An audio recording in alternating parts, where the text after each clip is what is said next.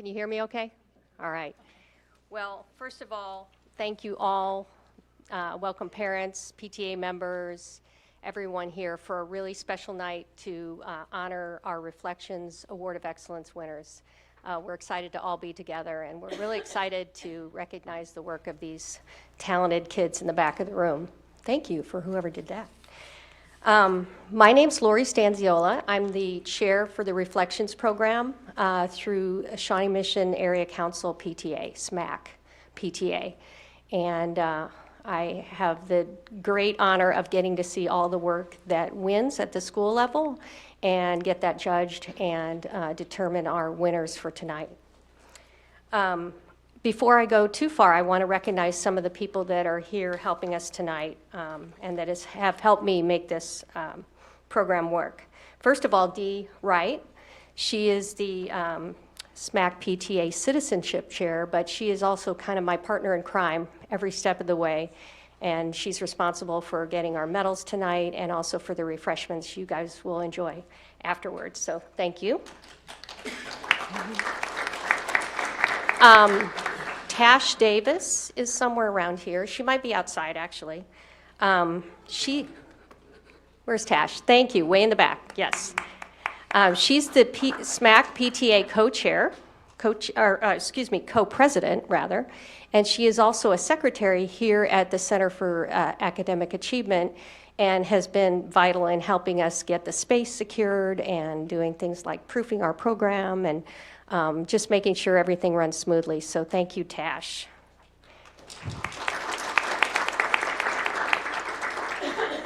And then up front, we have Dr. Michael Fulton and President of the Board of Education, Brad Stratton, who are going to help us with presenting the medals tonight. Thank you. And then finally, all the Board of Education representatives that are here, they came early. They're going to be with us tonight to celebrate this. So thanks so much. I wanted to make a few really quick announcements. First of all, after the medal presentations, we are going to be pausing up here to take a picture with the Board of Education and all the students who have won an award, and a quick group shot. And then what we do is we actually retire to the lobby, and that's where we'll enjoy some light refreshments. Also wanted to mention it's a great opportunity to take family pictures with your winners. There's a lovely green wall, the living wall, that's a great backdrop for family pictures. So I encourage you to celebrate that way. Another thing, as happened last year was the first year we actually moved our presentation or our exhibit of all the work here to the Center for Academic Achievement, and it's been a great venue, both in terms of really making it accessible to a lot of the district and also just celebrating the great work and making sure it stays up and visible to a lot of the community. I'm excited to say that we're actually, normally we take everything down tonight, but today we're not going to do that because the district, the Shawnee Mission District, is celebrating their 50th anniversary. So we're actually going to leave all the work up. They've asked us to have the reflections work all available for that celebration as well. So that's exciting. Eventually, you will get everything back. It'll just be a little bit later. So, and then finally, we have a new prize this year for our Award of Excellence winners. It's a customized journal, and it's something that we hope. Here, Dee's going to hand them out, and she's kind of showing you what it looks like. And it's hopefully something that will allow the kids to continue to capture all their creative thoughts and ideas. So we're excited about that. Did you want to read the quote that's on it? I will. And then finally, we'll give a special thanks to all the local Reflections chairs in all the schools. I know some of you guys are here. Some of you have award winners, so congratulations on that. But parents and students, be sure to thank that Reflections chair in your school because without them, we would not have any of this. So thank you so much for that. Okay, now to get started. On the cover of the journal is a quote from Maya Angelou, and it says, "You can't use up creativity. The more you use, the more you have." And what we hope is that this is inspiring to all the creative students being honored tonight, because we are truly inspired by you. So let's start with a video collage of all the work of our Award of Excellence winners.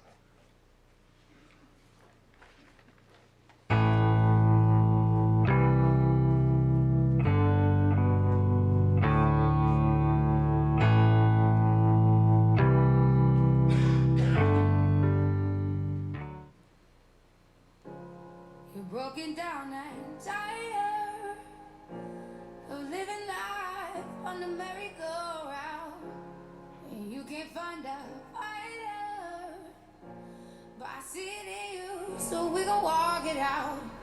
Ooh, mountain.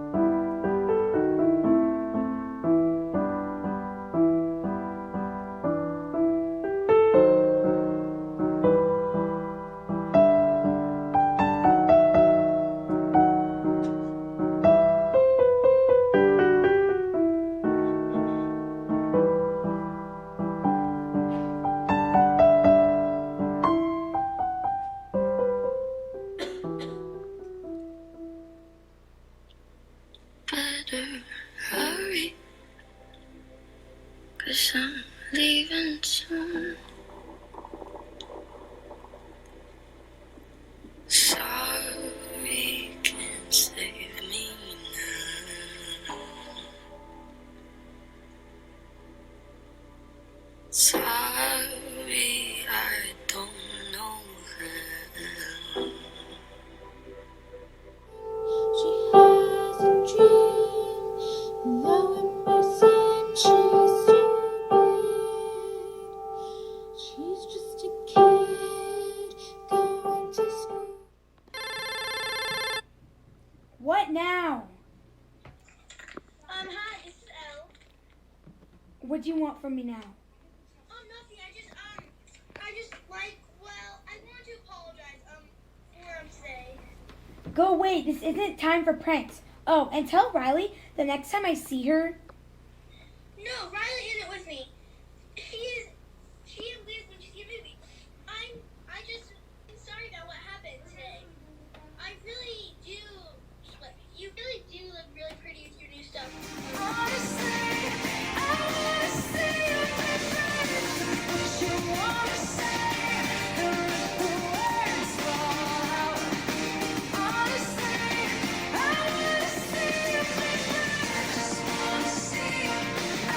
Just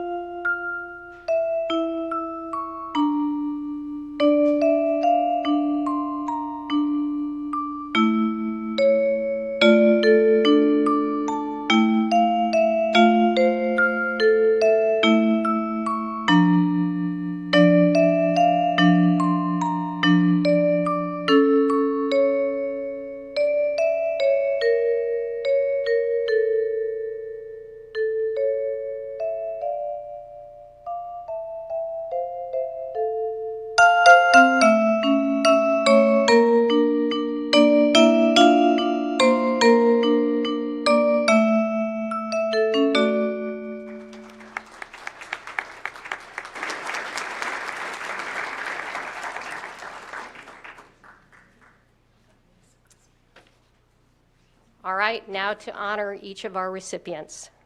We're going to start with dance choreography. And in the primary division, we have Harlow Bivens.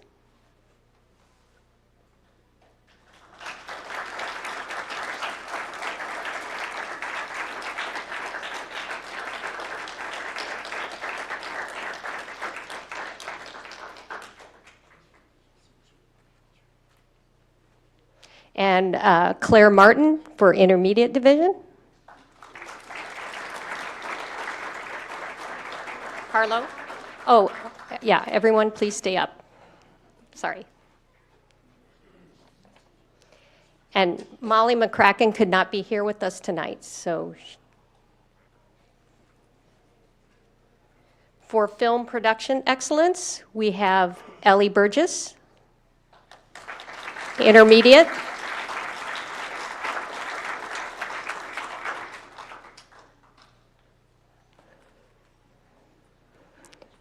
Olivia Garza, middle school.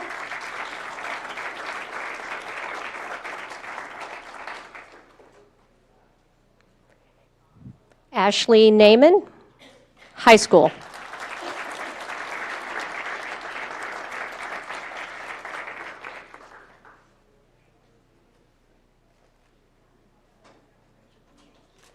For excellence in literature, in the primary division, Emma Hobick.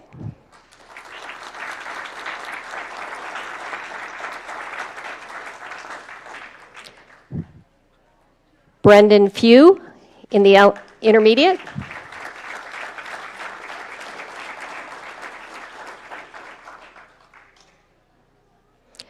Lachlan Smith could not be with us tonight, our middle school winner. And I don't know if Emmett Liljegren, yes, Emmett in the high school division.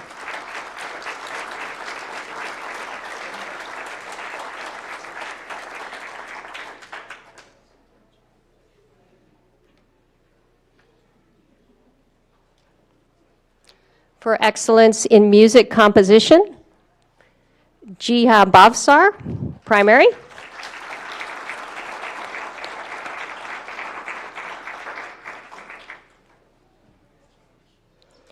Reagan Schneider, intermediate.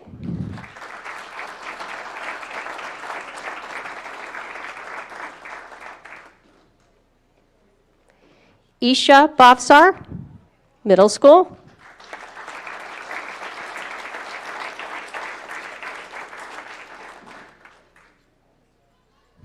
And Andrew Schnacke, high school.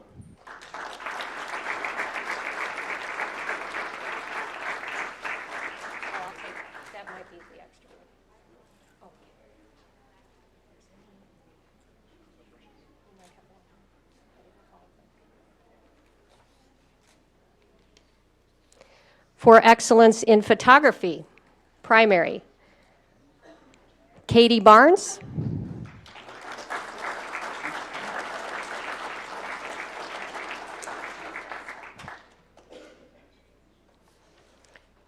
Delaney Luttrell, intermediate.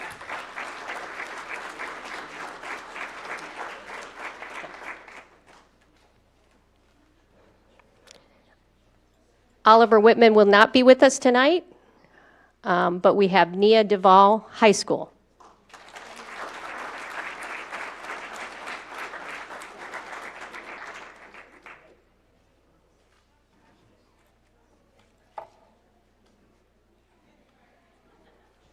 And our final division is visual arts.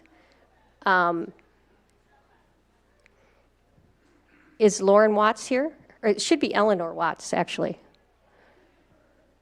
She was running a little late. Is she here? No? Okay. In primary, we have Nixon Katzenmeyer.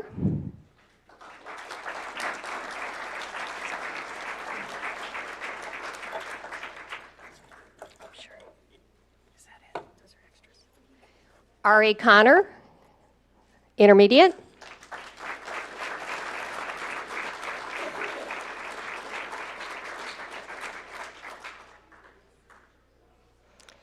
Nicole Kahn, middle school.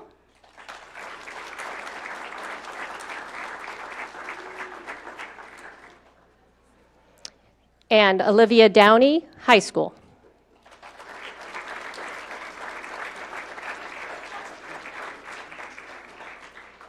Please join me in one more round of applause for all the Award of Excellence students. Great job. Yeah.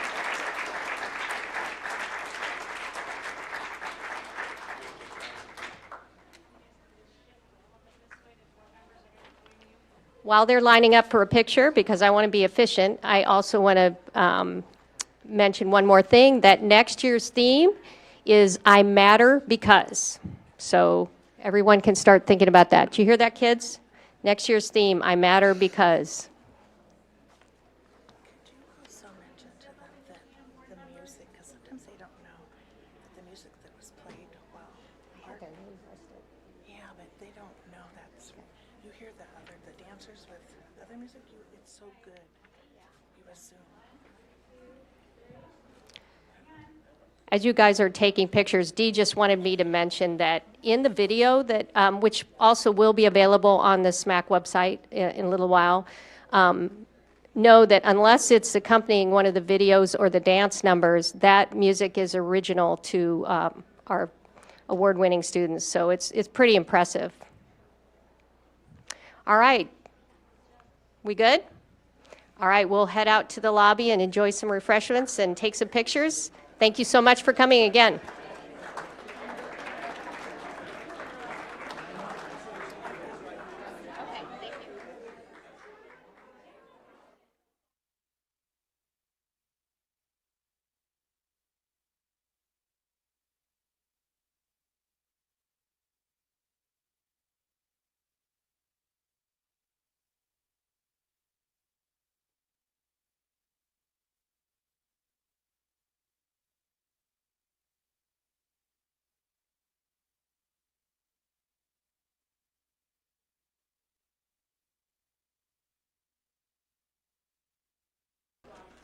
Good evening, and welcome to our Shawnee Mission School District Board of Education, our regular board meeting of January 13th, 2020. Our first item on the agenda is the Pledge of Allegiance, and we invite forward students from Pawnee Elementary to help us with the pledge. Please rise.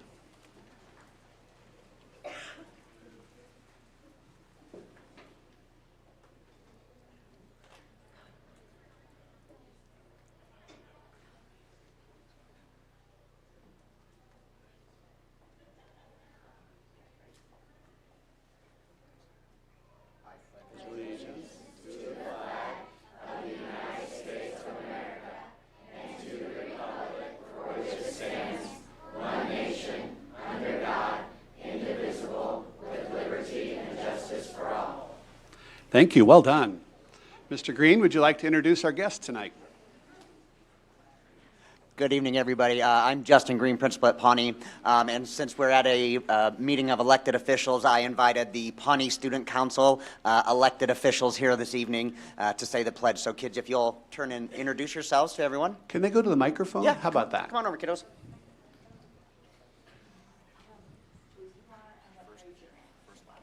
You might want to bend the microphone down just a bit. There you go. I'm Mason Bowman, and I'm in 6th grade.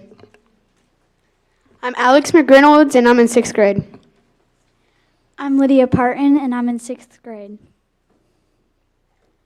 I'm Genesis Hernandez, and I'm in 6th grade. I'm Bella Mahaffey, and I'm in 5th grade. I'm Olivia Griffith, and I'm in 3rd grade. I'm Maya Lowen, and I'm in 4th grade. I am Leo Springer, and I'm in 3rd grade. Good job, kids. Thank you, everyone. Great job.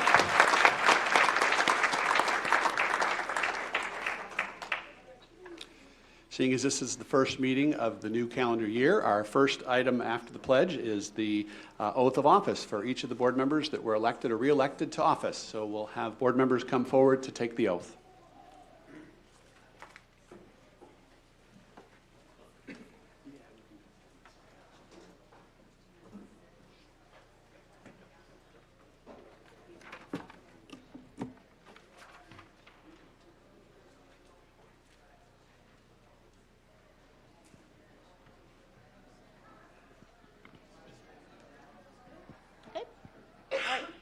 Please raise your right hand and repeat after me. I do solemnly swear that I will support the Constitution of the United States and the Constitution of the State of Kansas, and faithfully discharge the duties of a Board of Education member for Unified School District 512. So help me God. Congratulations. Thank you.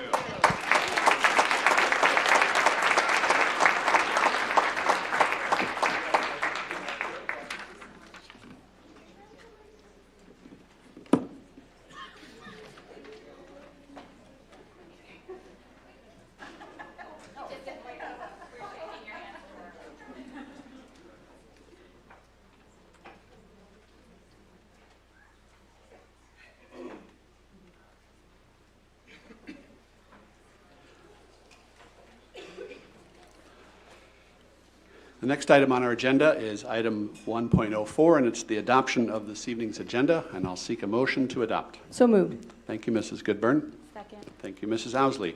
All those in favor of adopting the agenda, please say aye. I'm going to pause and have the new board members turn on their mics for the very first time. Here we go. All those in favor, please say aye. Aye. And all those opposed, nay. That passes 7-0. You're off and running. The next item is item 2.01, and this is organizational meeting. This is election of our board officers. For those of you that are trying to follow along these twists and turns of the legislative changes of the last couple of years, normally we do our officer elections in July, all years previously, but this past July we opted to extend an additional 6 months so that we could elect the officers when the new board members were seated. And so it is time to do that. And I will read the process as defined in our school district's board manual, and then we'll proceed with the elections. Citizens of the school district who are elected to the Board of Education are obligated, whoops, I'm going to jump down.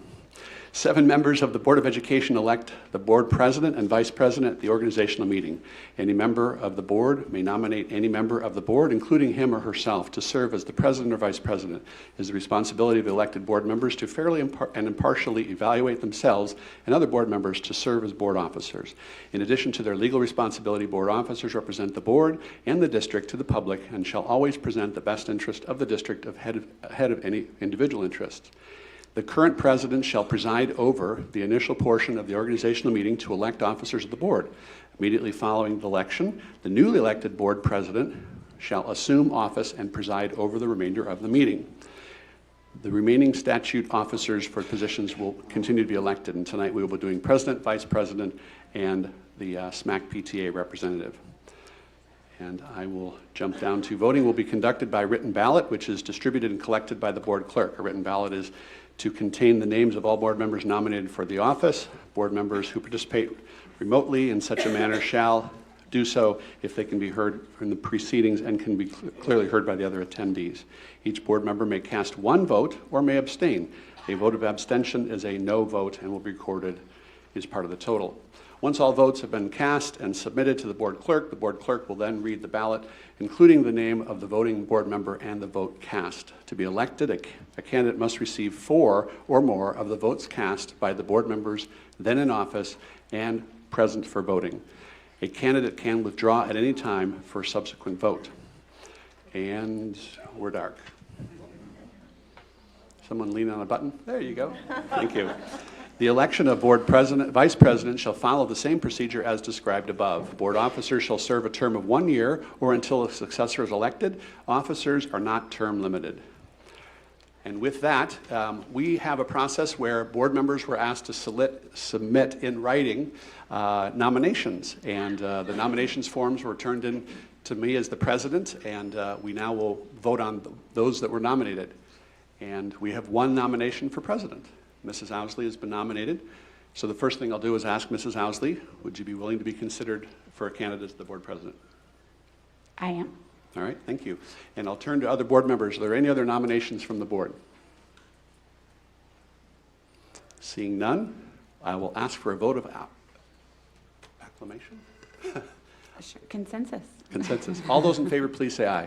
Aye. And those opposed, nay. Congratulations. The new board president is Heather Owsley.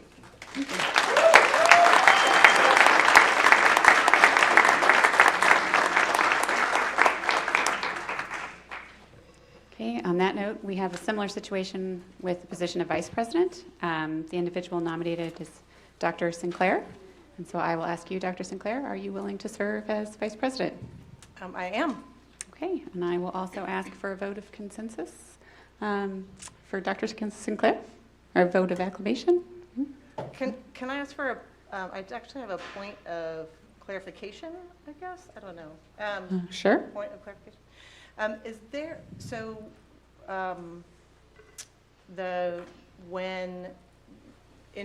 because we've established all these committees, which I don't think we had in recent history, we have had some conversations about distributing or sharing leadership across the board on some of these committee appointments. And so I do want to serve as vice president, and I think it would be helpful to understand, or maybe do we have a clear consensus on what committees, if we want to continue with that we want to share or kind of distribute leadership. So president and vice president would not serve on certain committees. And if that would impact mine, it might be good to know that now, so that if next board meeting we need to address that, we should not. So this isn't something Brad and I have discussed, but it is my understanding that with the subcommittees, it is the board president's discretion to appoint. And at the moment, the two subcommittees would be the Facilities and Finances Committee and then the Policy Committee. And there is an opening on the Policy Committee with Deb no longer being here. So that needs to be filled by someone already. And then with regards to distribution of workload, I hadn't discussed with anybody yet as to whether or not that was something that wanted to be picked up. So if you're curious as to whether or not you would still be on the subcommittee on policy specifically, I think there's a potential for that because it's within the discretion of the president, and it's not something I necessarily anticipated.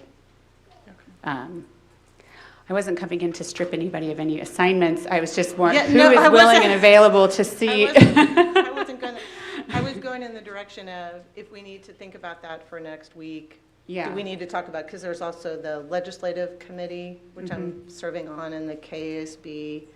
Right. And then when you become vice president, you're the ex officio member for SMAC. So it will, I think, probably necessitate some shakeup of workload so that you're not carrying that amount. And I'm happy to, yeah. But it may just be who wants to say not it on a particular committee and who is willing to step up to serve there. Okay. Does that? Yeah. Okay. Yes. Okay. So we don't want to put you with all of the assignments, Mary. I kind of felt like I needed to get that on the table.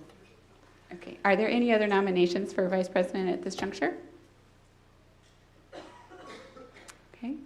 Seeing none, all those in favor say aye. Aye. Any opposed? None? Well, congratulations, Mary. Thanks. Mm-hmm.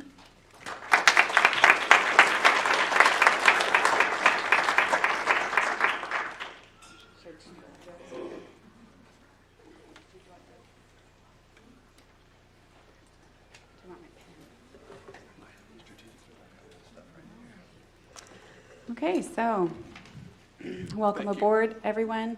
Brad and I discussed briefly giving the new board members and maybe even the old members a moment to just say something. So we'll start with the newly elected members and give you an opportunity to speak. I guess we can start on this end and work our way over. Sarah, do you have anything you'd like to say this evening? Other than I'm just proud and honored to continue my service to the board and representing the North area students, patrons, teachers, administrators, and I'm looking forward to working with this group. Thank you. Jessica? I have more to say since it's my first time being sworn into elected office. I just want to thank all of you for welcoming me so much to the board. I'm really honored to be part of the Shawnee Mission School District's board. I especially would like to take this opportunity to thank Deb Zila and Patty Mack, who are not here, for the service that they gave one of my first priorities after the election was to visit every school in the Shawnee Mission South feeder pattern, which I did. And I heard time and time again how Deb showed up for everything, which I'm greatly appreciative of. And also, I spent a lot of time lowering people's expectations. I have 3 kids up here, and I think they don't want me going to every single event in the district over the next 4 years. So I'm very appreciative of everything she did. I'd also like to thank everyone on this dais for just being here. I think I sort of theoretically understood what a sacrifice it is to run and what courage it takes to run until I actually did it myself. And now I have just an incredibly profound sense of gratitude for everyone here and out in the community who took the time to actually run for elected office. It takes some serious guts. So I very much expect to be on a big learning curve over the next year.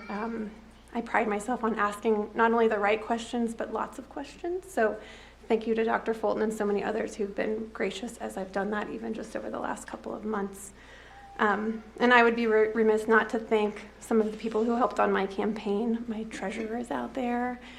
My husband and 3 kids are out there. I had to break the news to them that I don't get to call snow days. So some disappointment right out of the gate there. And finally, I would like to thank all of you in this room. I know that a lot of folks in this room and watching are teachers who are here because you are watching the negotiations closely. I very much feel the weight of joining this board at this point in time in our history. And I want you all to know that I understand and appreciate the time and energy you've put into being here to represent not only yourselves and your profession, but also what you think is best for your students. And I don't want that to go unsaid, that the engagement that you're offering here and the engagement that you continue to offer is what makes our district wonderful. So at no point do I want to convey that I don't appreciate you all being here. So I invite and hope for the grace and dialogue and curiosity that it's going to take for me to do this job well. And I offer that back to everyone in this room who cares enough to be here on a cold Monday night. Thank you.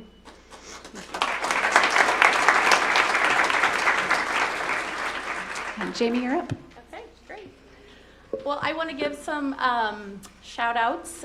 First and foremost to Patty Mack, who sat in the seat for 12 and a half years representing the Northwest area and representing all the children of Shawnee Mission School District. She's been a fabulous mentor, and I just can't thank her enough for her years of service. I also want to thank my mom and dad for being here. They told me they were not going to drive in from Topeka. They said they were going to stay home and watch it online and pop popcorn, but they surprised me tonight. So thank you, Mom and Dad. I love you guys. Also want to thank my family sitting in the front row, my sweet husband Craig, who is my rock, my daughter Piper, who's a sophomore at Shawnee Mission Northwest, my son Brooks, who is in 8th grade at Trail Ridge Middle School, who's turning red, and my daughter Presley, who's in 6th grade at Krista McCullough Elementary. And you guys make me want to make this world a better place, so thank you. I also have the greatest friends a girl could ask for. Many of them are here tonight. My treasurer, Brandon Jackson, is here. So many of my friends who helped with my campaign and just were really my sounding board and just really helped me to remember to put kids first. I also want to thank Devin Wilson for continuing to be engaged, and his friendship has meant so much to me, and I am so grateful that he is still showing up. Means the world to me. Also, thank you to the voters of Shawnee Mission. This is all about kids. We're here for kids. We're here to do the right thing for kids, and I'm here to be a voice on the school board for kids. Periodically, I ask for signs. Am I doing the right thing? Is this where I should be? And today, when I was out and about, I bumped into a young woman who was my former CASA kid. And CASA stands for Court Appointed Special Advocate. And this little girl, when she was little, she's not little anymore, but when I knew her as a CASA volunteer, it just is so fitting that I saw her today. She was used as a punching bag by her dad. And I asked her how she got through it. And she said it was because of her teacher. Her teacher saw her.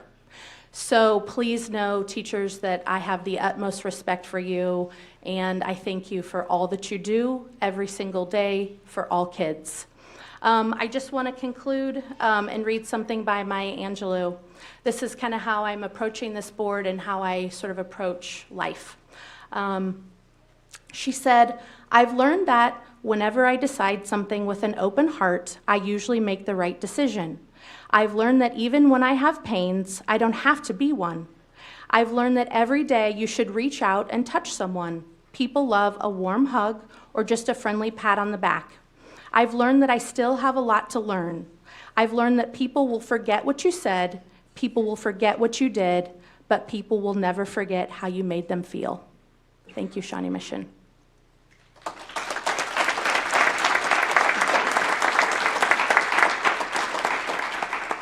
Mr. Stratton?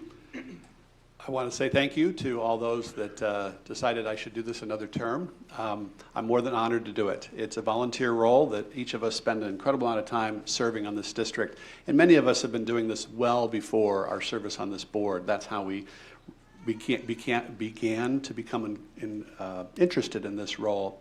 I guess I can't help but note that this is a pretty important time in our history, and certainly we've been wrapping up 50 years of the Shawnee Mission School District history, but I couldn't help but notice that in my short 4 years on the board, we had an election 2 years ago, and we had 3 board members that stepped down from the board that had served 24 years, 20 years, and 20 years.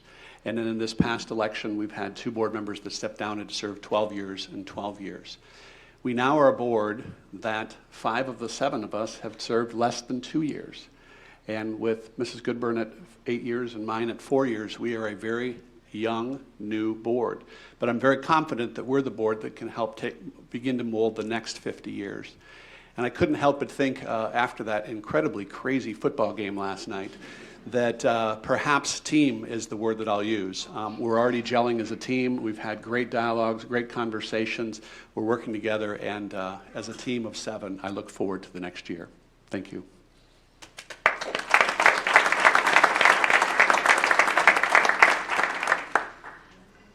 Before we move on, really quick, since Mary was just elected as vice president, I was elected as president, I was going to go ahead and give us just a second, an opportunity to say something, but I don't want to skip Laura. Reverend Guy, if you would like to reiterate why it was that you ran for the board and were seated this evening, I'd be happy to allow you the opportunity to do so. That's fine. No, that's No, fine. you're good? Okay, just didn't want to have everybody get a chance to say something and you not.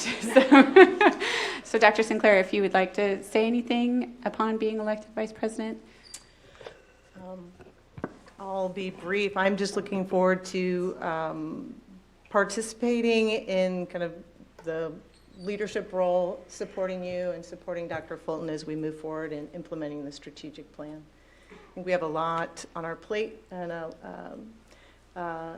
very powerful vision, and it's going to take a lot of teamwork, to borrow Brad's kind of motto there, to move us forward and make those decisions that will allow us to put all the resources in place and the priorities that we've articulated as a community. So I look forward to being a part of that process.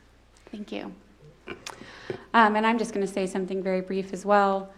When I stepped up to be vice president a year and a half ago, one of the understandings is that when you serve in the capacity as vice president, that you then learn a little bit about the role of what it means to be president so that you are able, should your board concur on such a thing, to step into the role of presidency in due time. Had I known a year and a half ago the exact moment in the timing and context of what it would be like stepping into the role of president, I likely would have had a significant deal of hesitation in accepting the responsibility of vice president. I think that we are at a fairly monumental time for the district, certainly much more monumental than I ever would have anticipated a year and a half ago. So I want you to know that I don't take this lightly, and I do it with a tremendous amount of trepidation and a tremendous amount of concern that I do it to the best of my abilities, and also knowing that I will most likely upset a significant number of people in this role. So I will just say that I'm doing it because I do truly love the Shawnee Mission School District. It's where I was raised from kindergarten up, as they described it during the steering committee process for the strategic plan. I am a Shawnee Mission lifer. My husband's a Shawnee Mission lifer. We have 3 kids in the district right now. Just scheduled the middle school meeting for my son today, so that means next year I'll have 1 in elementary, 1 in middle, and 1 in high school, and that's the full gamut. So we will do the very best that we can, and I thank you in advance for your grace as we move through this. On that note, I will move on to the regular meeting. 3.1, I will seek a motion to approve the minutes. So moved. Second. Okay. All those in favor? Aye. Aye. Okay. I seek a motion to approve 3.2. So moved. Second? Oh, that was Mary. Terry. I'll second. Thank you, Sarah. All those in favor? Aye. And a motion to approve 3.3. So moved. Second. Mr. Stratton and Sarah. All those in favor? Aye. And that also was unanimous. And then we'll move on to 4.1, the superintendent report from Dr. Fulton. Okay, thank you very much, and congratulations to all of you. Also, many thanks to those of you that are here tonight. We're glad that you're able to attend tonight's board meeting. We have lots of good news to celebrate. On Wednesday, January 22nd, we will be celebrating 50 years as a unified school district with our Friends and Food event, which will be held from 5 to 8 p.m. here at the Center for Academic Achievement. There will be food created by alumni chefs for each of the different decades, like the TV dinner station featuring lobster mac and cheese, Swedish meatballs, and their take on green bean casserole. We will have student performances throughout the night, and we invite all of you to join us for this milestone event. Tonight, it was an honor to recognize our PTA Reflection Award winners. Their artwork, literature, and photography is on display in the lobby. Congratulations to our honorees, and thank you for sharing your creative talent. We are so proud to recognize Horizon Award winner Blank Fingelson, kindergarten teacher at Benninghoven. The Kansas Horizon Award Program identifies and recognizes representatives of excellent teaching in the elementary and secondary classrooms of the state, and is specifically for exemplary first-year teachers who perform in a way that distinguishes them as outstanding. Blake is the Region 4 Elementary Award winner, and we congratulate her on this prestigious honor.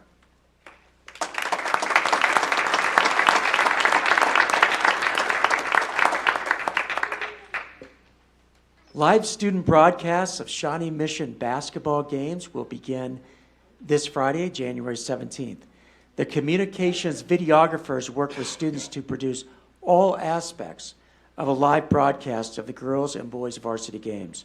They produce 3 broadcasts for basketball season, and we will include a schedule in the board recap. Students in advanced concepts in our engineering signature program showcase their design projects in a trade show format at the conclusion of fall semester. This culminating activity features student projects produced using design software, which they have become proficient in and received certification. Some of the projects included a functioning prosthetic finger designed in Fusion 360, a renovation of a house using Revit, and a standard vise for everyday use designed using Inventor. So congratulations to those students. It was quite impressive to see their inventions. A team of 4 Shawnee Mission seniors competed in a virtual reality hackathon before winter break. VROKCs, in other words, VROCs, sponsors the 3-day event each semester for high school students. Last semester's problem was focused on improving athletes' hand-eye coordination. Our team placed 3rd. 11 teams competed, including 1 remotely from Kentucky and another one from Germany. And the team plans to compete again this semester, so congratulations to those teams. Becky Tate was recognized as the Yearbook Advisor of the Year by the Journalism Education Association. This national award was presented by last year's winner, from Pleasant Grove High School in Texarkana, Texas. Tate, a Shawnee Mission North graduate, has been teaching at Shawnee Mission North for 30 years.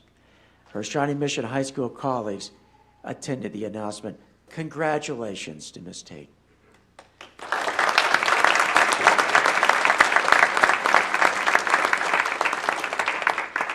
The school district hosted a Shawnee Mission School District Aquatic Center dedication ceremony with partners from Johnson County Parks and Recreation District and the city of Lenexa in December. Currently, our high school boys and swim and dive season is underway at the Aquatic Center, and so I know it's been very exciting for our students to have that available for them to compete in. Our All-Star November honoree was out of town, and we would like to invite Drew Lane, Executive Director of ICT, to recognize this All-Star. Excuse me. Thank you, Dr. Fulton. I have the distinct pleasure of introducing Mr. Doug Von Mosty this evening. Doug has been employed with the school district for just shy of 19 years on the technology team. And as you can imagine, over the course of those many years, he's worn several hats. Most recently, Doug has worn the hat as the person responsible for all aspects of customer service in terms of how our department interacts with our internal customers, our employees and our students and whatnot. In the 6 years that I've been here and worked with him, I've come to know Doug as what I call a consummate professional. He's an individual that cares very deeply about the work that he does. He believes in the work that he does. I could probably go on for a long time talking about Doug and saying very nice things about him, but that wouldn't be very fair because I believe we have a video and there are a number of other people who would like to say some very nice things about Doug as well. So at this time, if we could do that. Before this year, I didn't know Doug, and it just was amazing to have, one, his expertise there, but two, he's just a really humble person that is just willing to help anyone. He truly cares about people, and that comes through in his work. He's really good in the kinds of situations where people might already be amped up or keyed up a little bit about something's not working and they really needed to, those types of things. He's very good about being able to keep the calm and help people get through a situation. Doug is an all-star because he's always there for his customers, always there for his staff. He takes complex technical jargon and he's able to simplify it and make the customers easily understand. You know, if they're a teacher, student, administrator, he finds a way to make it easy for us. One example I can think of when we were doing a Mosul Manager Tech Thursday, I said, these are the issues that teachers are having. And he then created a Google Doc without even being prompted. He just created this document that teachers can use and easily read to understand the technology that's at their fingertips. Doug as a person, he's easy to talk to, he's funny, and he's a parent. He understands the perspective of not only the IT side, but he also understands the perspective as a parent and what our students are experiencing. You can talk to him about personal stuff, you can talk to him about family, you can talk to him about work, you can talk to him, he's just a really great guy. Doug, you are a steely-eyed rocket man, and I'm so happy for you. Congratulations. Well deserved, and very proud of you, Doug. Hey, congratulations, Doug, on winning this All-Star. Great job. Appreciate everything you do, sir. Thank you. Thank you for everything you do for us and the customers. Well deserved. I could not imagine anyone else more deserving of this award. Thank you for all you've done.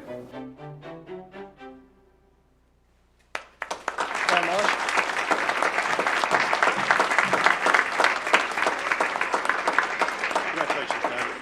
Very well deserved. Thank you so much. Geez, the video.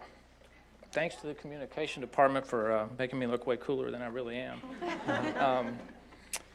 You know, I had this mapped out pretty good what I was going to say, but that kind of took the words out of it there for me. So I'll really just say to have the staff that you serve and support each day, the very staff that are in the classrooms, that are working in the classroom, in the building, hand in hand with those students, you know, one-on-one in many instances, day in and day out, teaching and guiding those kids. To have them recognize you for something like this, it doesn't get any better than that.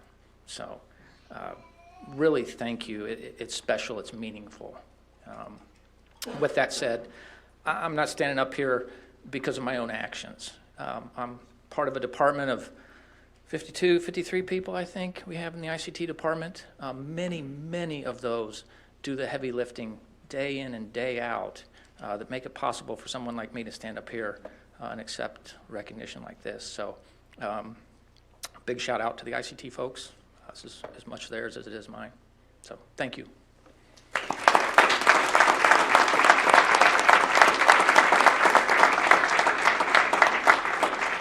Congratulations again.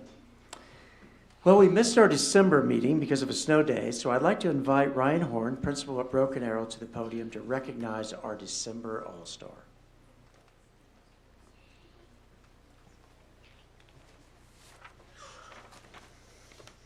Good evening.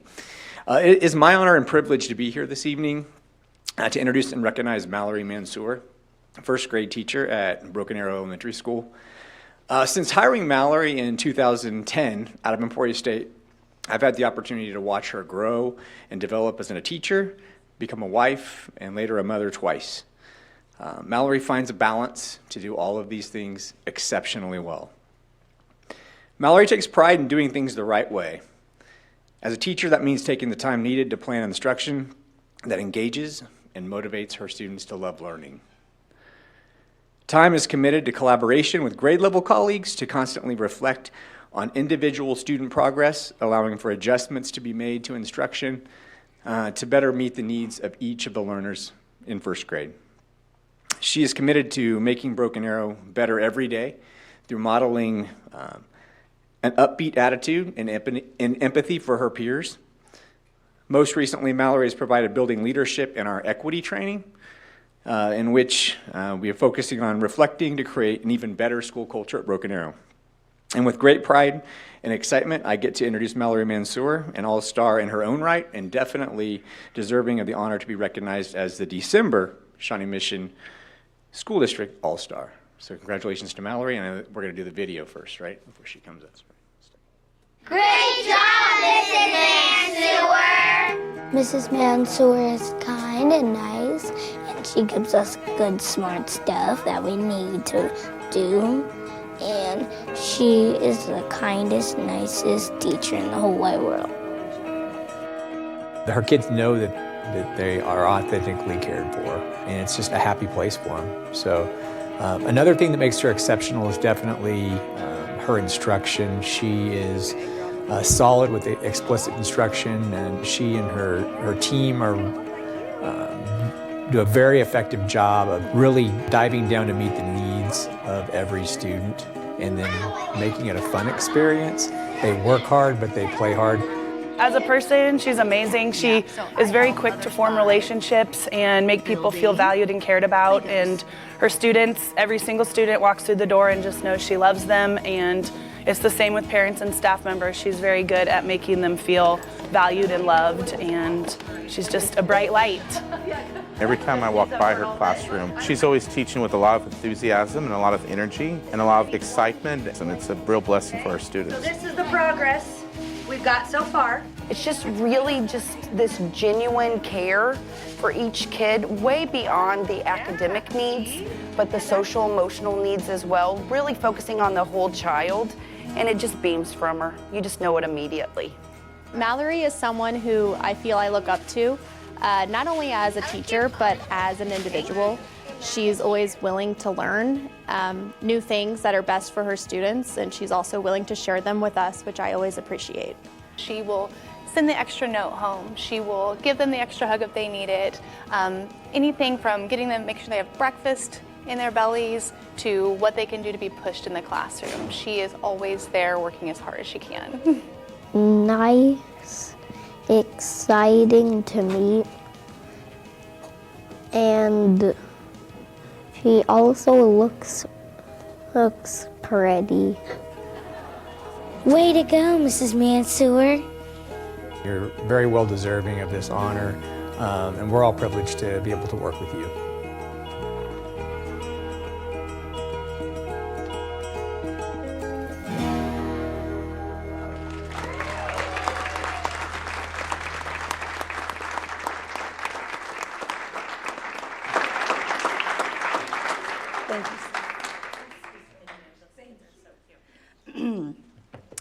It's an honor to stand before you as a Shawnee Mission All-Star. I have a challenge for everyone in this room to start having more conversations about students' future stories. Every child that we come across, whether it's your own children, students in the classroom, asking them what inspires you. I feel like every child needs to believe that there's no limit to their dreams.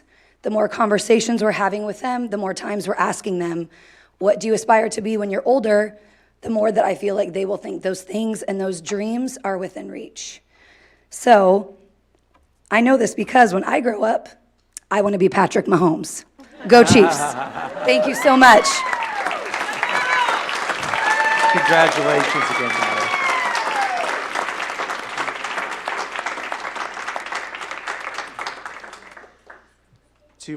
Here to present our other December All-Star, please welcome Todd Dane, Principal at Shawnee Mission South High School. Good evening. Some of you may be aware, and some of you may not be aware, but at Shawnee Mission South High School, we host our post-high school education program for 18 to 21-year-old young adults with special needs. And as part of that program, we are proud to introduce Amy Higginbotham as the December All-Star, and you're going to learn more about Amy in this video. She's gone in leading our students and problem solving with the chefs to allow our students to be fully integrated, and that's what we want. But I feel like Amy takes it a step further and then provides teachable moments when customers are present, and does it in such a graceful way that I don't know that students always realize they're learning at the moment that she's really leading and instructing.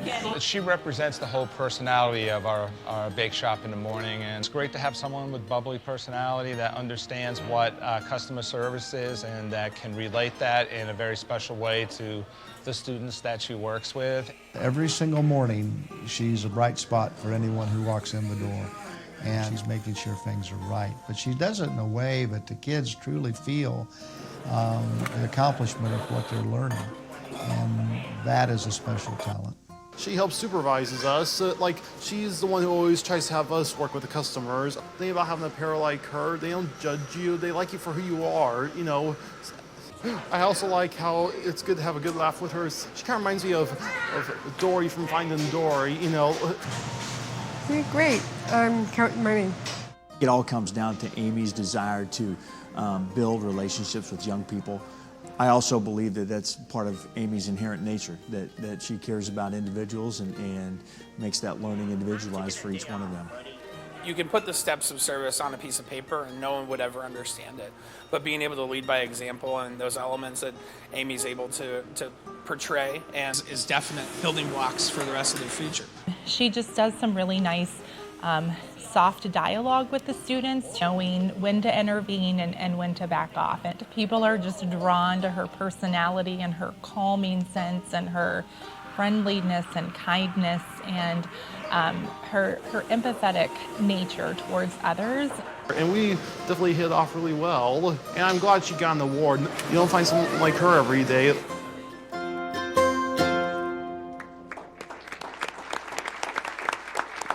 Congratulations, Amy.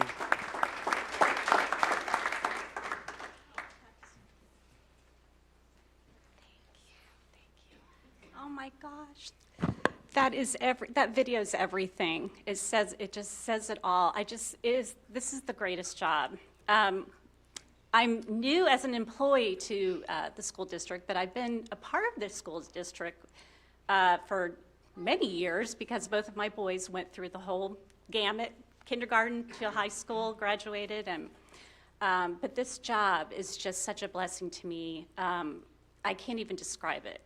But I cannot go without saying what wonderful, wonderful teachers we have over at the post-high program. And it's such a wonderful program. And I'm so glad that this might give this a little bit of a light to the post-high program. So thank you very much. This means the world to me.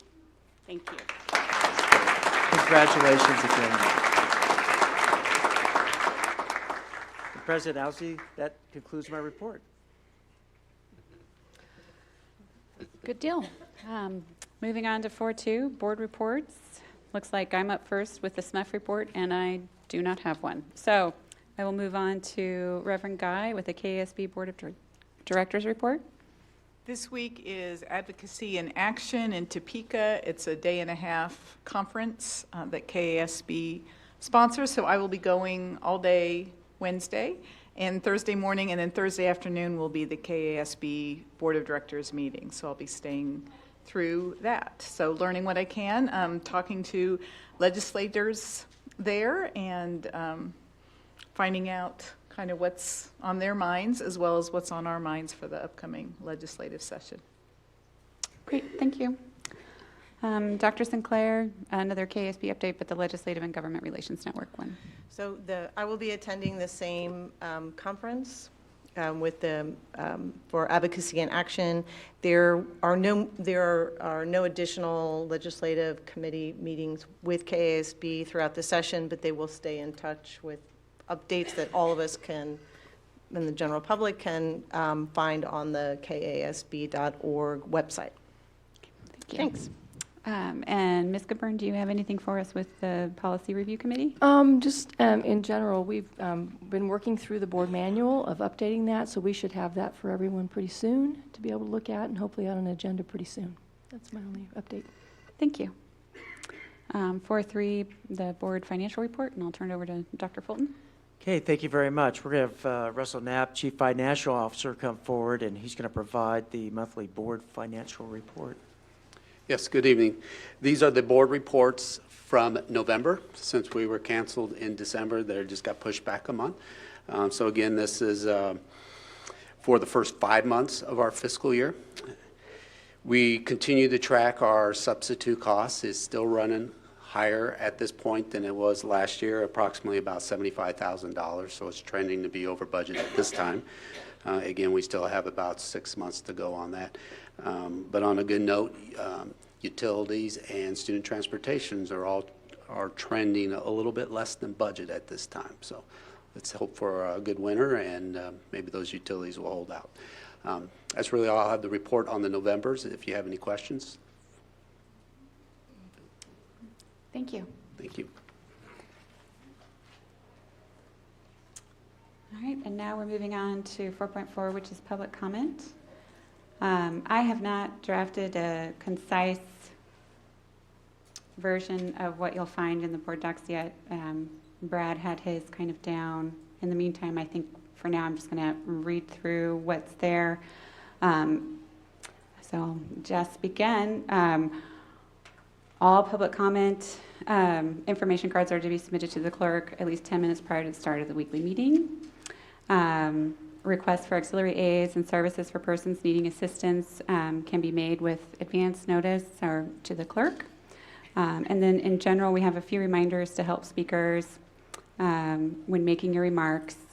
So we ask that you proceed to the podium when your name is called, share your name and your city of residence, the school your kiddos attend if applicable, and the name of any group or organization you are representing. Please limit your remarks to 3 minutes. And in consideration of everyone's time, please select a group spokesperson to represent your interests, or you can pass your name when your name is called if a previous speaker has already expressed your concerns. Written comments and materials can be accepted and should be given to the clerk of the board for distribution, and if you can, provide 8 copies. Please make your comments while remaining behind the podium. Complaints regarding students or staff should first be addressed to administration in accordance with Board Policy KN, so that if that procedure has been completed, the board consider whether to hear such complaints in executive session since it involves the privacy rights of students or staff. If comments pertain to an item on that meeting's agenda, the board president may ask the superintendent or his or her designee to address those comments at that time or when the item is up for board discussion. Generally, responses from board members during public comment will be limited to clarifying questions. With regard to the 3-minute time frame, I am going to just provide some clarification because I will hold to the 3-minute time frame, and the reason I'm going to do that is because I know as an attorney, if you treat someone who's speaking in any way differently, that can be seen potentially as grounds for saying that you limited someone's comments based on ideological reasons, so which would violate the First Amendment. So if I were to let a speaker go past 3 minutes, even if it's a speaker I agree with and would be interested in hearing what else they had to say, I could then not hold fast to the 3-minute rule if someone was up there and speaking something that I didn't agree with because I allowed the person that I wanted to hear continue. You can't treat speakers differently. You have to treat them all the same. So I will hold fast to the 3-minute rule. I know Terry has the timer, and I will provide a gentle reminder at that 3-minute mark if someone is still speaking to please discontinue at that time, simply so that I can be certain that I am being uniform across the board when people speak. So I hope that provides some clarification up front. I certainly don't ever want to intend to upset anyone by cutting them off. It's just in order to prevent liabilities with regards to treating people potentially differently, it's just simpler if I cut everybody off at the 3 minutes. So with that, we will get started. And our first speaker this evening is Jay Moyer. Jay, are you here?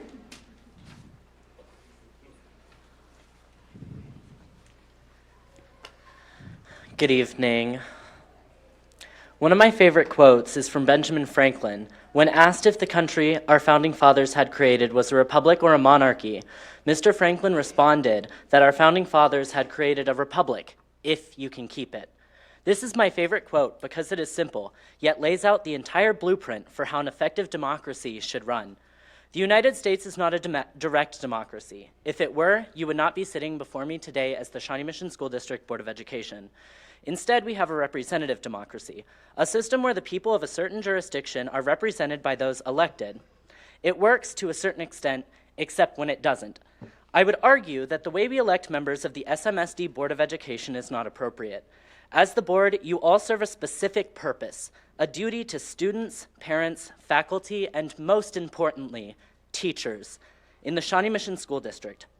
Yet, because community members' tax dollars go towards the school district, people with little to no knowledge of K-12 education issues are allowed to have a say in how the district is run, specifically in how their money is spent.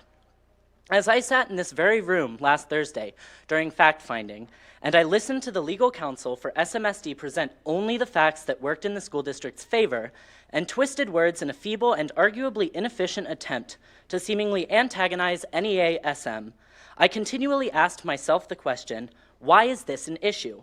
Why is the Board of Education so reluctant to pay their teachers what they're asking for? Arguments from SMSD claim that the school district has no money to do so, yet NEA-SM flawlessly found a way to not only pay teachers, but also help the district stay afloat in the harsh economic environment that is the Kansas K-12 budget. So, my question still goes unanswered. Why does this remain an issue? Simply put, the more I sit here week after week, the more it seems as though SMSD has elected officials who only represent the portion of the electorate who would rather be greedy and not have the school district spend money. Yet, as the Board of Education, you have a specific duty to students, parents, faculty, and teachers, whom are arguably the most important of the four on your list of priorities. This school district should be bending over backwards for educators, yet you are pandering to people who will only get you reelected. Let us all pray that the two newly sworn-in members of this board care more about these teachers than the majority of the incumbents did, and I just have the greatest feeling on the planet that they will. Shawnee Mission is at an extremely low point in its history right now, and the only way it can regain its dignity is by appeasing the requests made by the union. Lastly, every single one of you owes the teachers of Shawnee Mission a grave apology. The way your legal counsel handled the fact-finding session was wildly inappropriate. Dr. Fulton, at the last meeting, you claimed that you love teachers and that they are a priority of yours. However, the facts are clear. When your legal counsel spoke the other night, teachers were not in the minds of those at the district. Thank you. Thank you.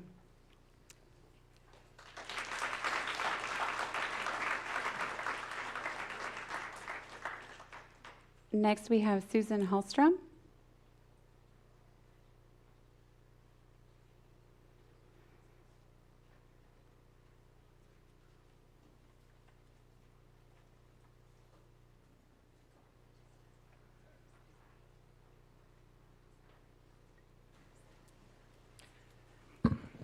Good evening. My name is Susan Hallstrom, and I'm a science teacher at Shawnee Mission East. Of all the professions in the world that should be collaborative public education has to be close to number one. The primary reason each board member is serving should be to advocate for our children and the staff who serve the needs of those children. It sometimes appears that too many of the board are influenced by claims made by district administration that falsely proclaims that SMSD cannot afford to increase teacher compensation, that SMSD teachers will have to continue teaching a crushing overload of 6 classes, and that expenditures of the type that include exorbitant amounts for signage, landscaping, and outside counsel for fact-finding, investing in teachers instead of investing in teachers and other key staff. I've heard this referred to as drinking the Kool-Aid. Our district administrators are tasked with providing support to staff who serve our children. It appears that many of our district administrators have forgotten or are choosing to ignore what is important in public education. It appears that many of our district administrators are focused on honoring themselves with large salary increases and fabulous benefits packages, creating a hostile and angry workforce, and on keeping teachers in their place. Teachers deserve your consideration and respect, not your disdain and dismissal. I'm privileged to serve as a member of the KSDE Teacher Vacancy and Supply Committee. We're charged with a number of responsibilities that include developing alternative pathways for licensure in high-need areas, researching why the teaching profession continues to suffer shortages in Kansas, and exploring how to more effectively attract people to and retain people in the teaching profession. I believe my experiences on this committee afford me a unique perspective on several issues facing our state and our district. At our last meeting in Topeka, we spent considerable time discussing why the teaching profession continues to decline as a career people consider viable and desirable. One glaringly obvious reason stems from the fact that about 75% of the teachers in Kansas are women. I have little doubt that if the teachers in this room were 75% male, the issues we are facing would have long since been resolved. I'm sure some of you sitting before us will loudly proclaim that you would never support policies that trivialize the value of and thus suppress women, rob women of their voices, and deny women economic parity. My response will be, if it looks like a duck and quacks like a duck, it's probably a duck. Last topic. I'm incredulous that this district administration and the school board are considering hiring 2 additional district administrators. Unbelievable. Are you focused on filling up CAW, or as we like to call it, the Taj, so wrapped up in your own self-importance that you don't even bother pretend to listen to the community, to parents, to students, and to your teachers? Unacceptable. I hope the board members will say no to the proffered Kool-Aid when considering the addition of even more district staff, district-level administrative staff. Thank you.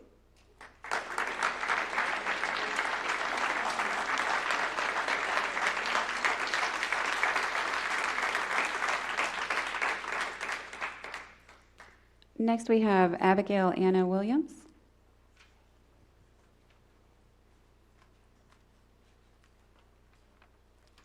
Hello, my name is Abigail Anna Starrett Williams. I live in the city of Leawood, and I attend high school at Shawnee Mission East. I am a senior this year. Mr. Board, sir, you are too analytical. So, too far analytical, sir. Mr. Board, sir, you see me as a student, sir, like you should, sir. But no, sir, you treat me as a soldier and put me up on your front lines in your battles, sir. These teachers are the rulers of my classroom. They shelter me from you. They do what is best for me and my learning, not necessarily you. Why do you use, abuse, and weaken me, sir? By not funding good teachers, sir, and the classroom supplies they need, sir. In fact, we need them, sir. Why do you punish my classroom savior, sir? Stop beating around the bush, sir. Stop.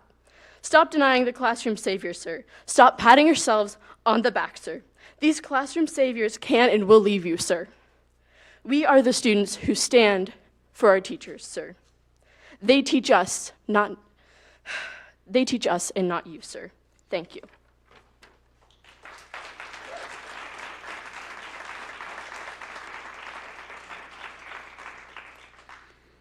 And next we have Ms. Leigh Risco.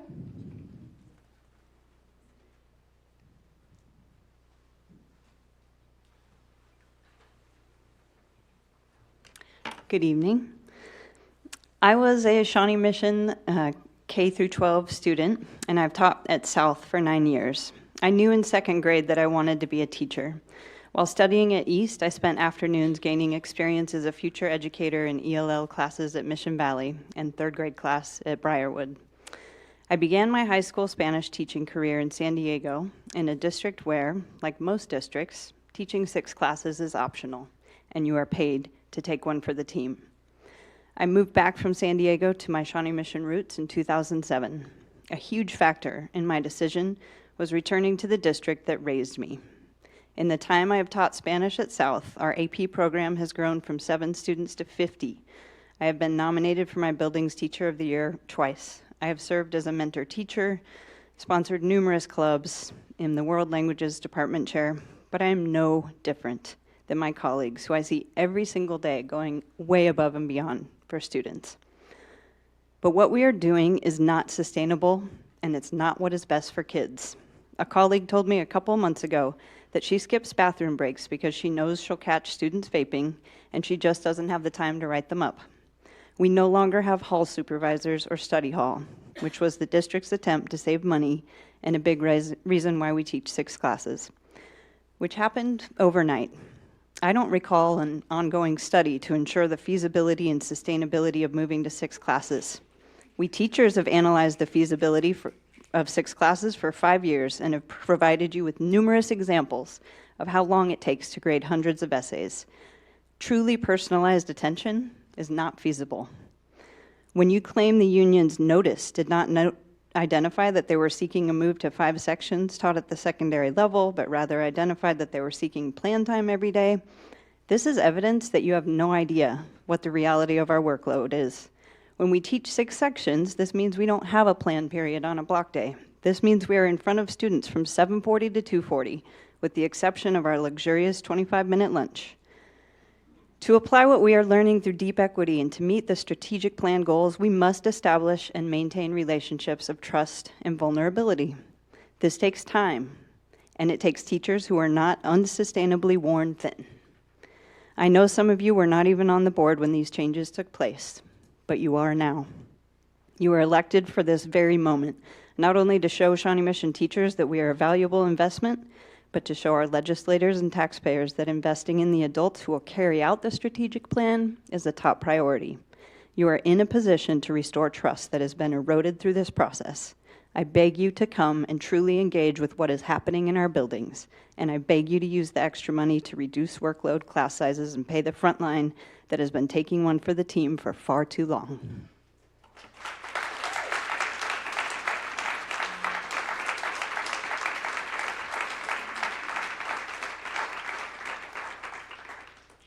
It looks like our final speaker this evening is Catherine Peterson.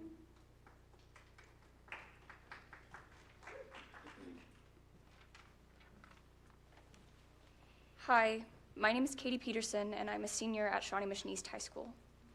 Standing in front of you here today is terrifying. I tremble presenting in a class of 20 students, let alone this full conference room.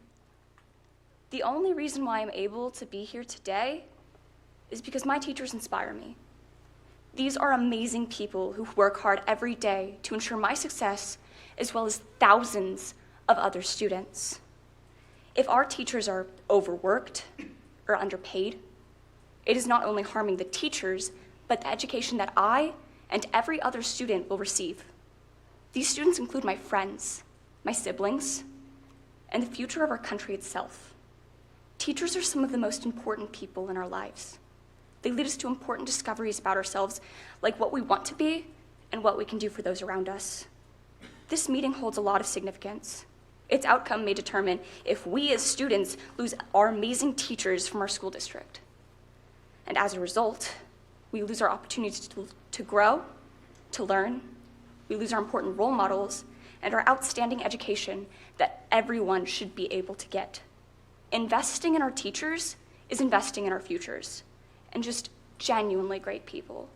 I'm here today to encourage the board to do everything they can to help our teachers. Thank you.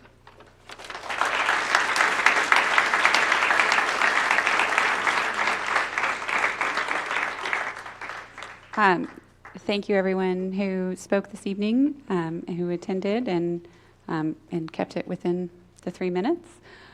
I don't know, do you want to give us an update on where we're at in the process really quick in response? Fact-finding was on Thursday, and what we can expect moving forward with the process? Sure, just very briefly, fact-finding was on Thursday. We now need to get the report from the fact finder. We hope that happens this week. We'll see. Once we get that report, then both sides review it, set a date for negotiations, continuing negotiations, and then at that point they meet, and we see what happens next. So that's the process. Thank you. So moving on to 5.1, under discussion items, advanced placement and international baccalaureate update from Dr. Hubbard. Thank you so much for the opportunity to share some exciting data for us around our AP and IB students at our 5 high schools. As you all know, high school students have the opportunity to take AP courses at all 5 high schools, and then currently Shawnee Mission South, Shawnee Mission North, and Shawnee Mission Northwest all house the IB program as well. So students in West and, sorry, it's not coming to me, South can attend those other 3 if they choose to go the IB route. Shawnee Mission North will be only offering the program for a few more years as it phases out due to low enrollment. However, Shawnee Mission North kids can still attend one of those other 2 high schools for the opportunity if they so choose. So I'm going to turn it over to Dr. Grumman, and he's going to share some data with you. Good evening. Related to the strategic plan, the data that we're going to look at connects with every student mastering essential competencies that lead to college and career readiness. So the research question that we're examining here tonight is how is our Shawnee Mission team doing to ensure that every child is college and career ready based on our academic assessment evidence. Shawnee Mission students have multiple opportunities to earn college credit or advanced standing after high school. So for example, there's the College Now or dual credit opportunities. There's some career and technical education articulations for advanced standing. The piece that we're going to look at tonight is this the other slice, which we look at advanced placement and international baccalaureate participation and assessment results. So these are generally speaking courses that students can take, and they would take a summative assessment at the end of each of these courses. So if we look at advanced placement information, thinking along the lines of college credit, one of the things that students and their families and counselors have to realize as they're making these choices, whether or not to select AP or IB or any of these, is understanding how the credit aligns with different colleges. So in this example, you can see at the University of Kansas, Kansas State, and the University of Arkansas, which we do have a number of students attending each of these schools, but they each look at AP credit and how the scores relate to college credits in slightly different ways. So looking at this, we also have to keep in mind that students participate in these courses not just to pursue credit, but also just to make sure that they're college and career ready, that they're ready for the next level, or maybe they're ready for the same course in the same content area. And sometimes they just love the content, and they're going to take the exam regardless. So, but those are certainly pieces that students have to consider. There's also some fine print in here. So, for example, sometimes a particular score won't automatically translate to credit. Sometimes in some colleges, and depending on the subject, you might have to take an additional placement test or exam. So there is some fine print involved in the college credit piece of it. As we look at an overview of the assessment results and participation for the 2019 school year, so these are students who took AP exams in May of 2019. And the exam calendar, students are taking all these exams within about a 2-week time period or 3-week time period during the month of May. Some students are even taking their AP exams after graduation. We had some scheduled like the day after they graduated, for example. We had 2,224 students taking AP courses. 1,237 students participated in the exams, and there are 2,081 exams completed, and you can see the numbers for each of the respective schools. One of the questions you might ask is, well, what about all the students that are taking the course but not taking those exams? There's a lot of our AP courses also offer that College Now dual enrollment. So a number of those students are participating in the College Now aspect of it instead. So, but that's how the numbers fall out. Also, I want to point out that there are some students can take an exam without necessarily taking the AP course. Sometimes they find other ways to prepare for the exam. And so we've got some examples here. Approximately 50% of students who participate in an AP course take the corresponding AP exam. There's a lot of variance from one subject to the next. Between English language arts and U.S. history, for example, there might be some different participation percentages. The most popular exams are in English language arts, U.S. history, European history, Calculus AB, which is the equivalent to Calculus 1 from the college perspective, and then government. And again, there's a couple of examples how some students might take an AP exam without necessarily taking the course. We have some freshmen, for example, who take the AP Human Geography exam. There's not an AP Human Geography course that the teacher takes some extra steps with those students to help prepare them for the exam. This is a snapshot of the demographic makeup of students who take one or more AP courses. So on the left-hand side, the pie charts on the left-hand side are the demographic makeup of all students in grades 11 and 12, which is where most of those students are that take those exams. So among all students, they're about 67% white, 17% Hispanic, and so on. They're 25% receiving free and reduced lunch. Among the students who take one or more AP course, that's a little bit different demographically. About 78% of that group is white, 10% Hispanic, 4% black. Similarly, there are some differences among the lunch support students, among the students who take an AP course. If we take that same snapshot and look at students taking exams, there are similar. The differences are. I guess the differences are similar. Again, the percent of students taking one or more exams is there's 80% white, 7% Hispanic, 5% Asian, and then about 10% of those students receive free and reduced lunch. One of the things I do want to point out, if I turn back a page, if I'm looking at the percent of the demographic makeup of the students taking the course compared to the demographic makeup of the students taking the exams, the course taking and the exam taking are quite similar. So where the main difference is in, if we're thinking of participation gap, it's the course taking compared to the population of students in 11th and 12th grade. The next slide contains two graphs. The top graph shows the number of exams taken by students since 1994. So we've come a long ways with AP exam participation, and I have to point out that 2081, that's the largest number of exams I believe that we have had in Shawnee Mission history in terms of exam participation.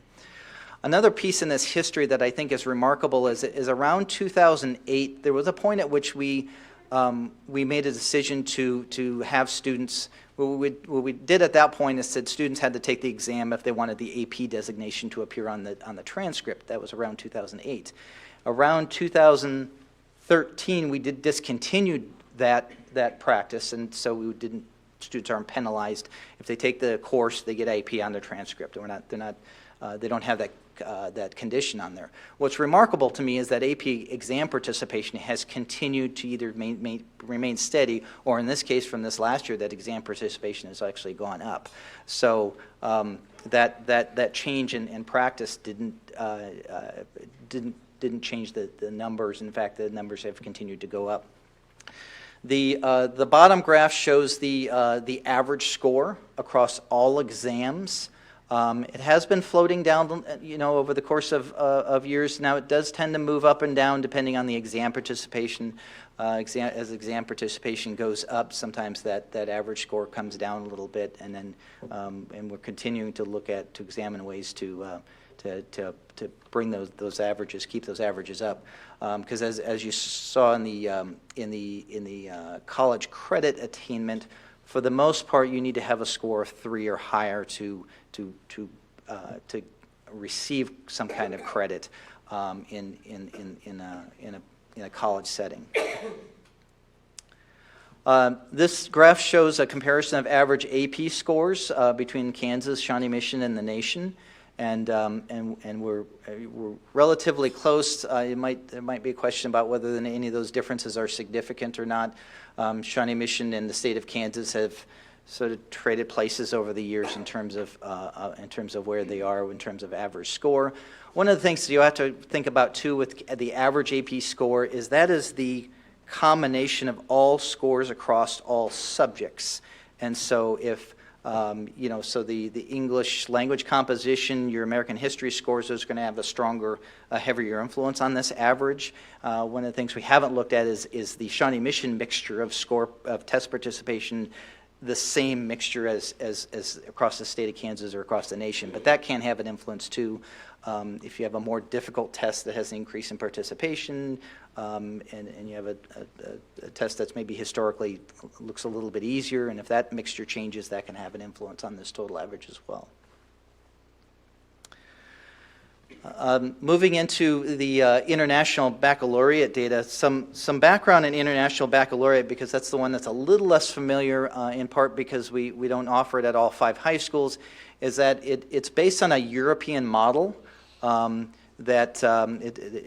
students are taking an IB course, it looks takes a little bit more holistic approach. There's probably a stronger emphasis on performance tasks, writing is heavily emphasized in the IB courses, and students have an opportunity to earn an IB diploma, in which they would have to, in order to earn that IB diploma, the full diploma, they would have to complete courses and tests in 6 different subjects, and they have to fill certain buckets, in addition to some hours of creative action, some service activities, and participation in a theory of knowledge class, and so on. So it's a highly rigorous program to complete the diploma, and in many cases students may have to sacrifice some electives in the process, and we'll be looking at numbers there. Students can also choose to participate in one or more IB courses, just individual courses, just like they do with AP.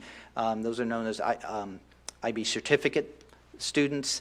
And as we look at the numbers of IB students, you have students that combine diploma and certificate students, and then the diploma group, it tends to be a little bit smaller, in partly because of some of the choices they have to make in their scheduling. So this graph shows multiple pieces here. First, the blue line going across the top is the number of exams that students have taken over since 2011. Total number, that's exam participation. So a student may take more than one IB exam. In fact, most students, especially if they're a diploma student, they might take 5 IB exams in a given year.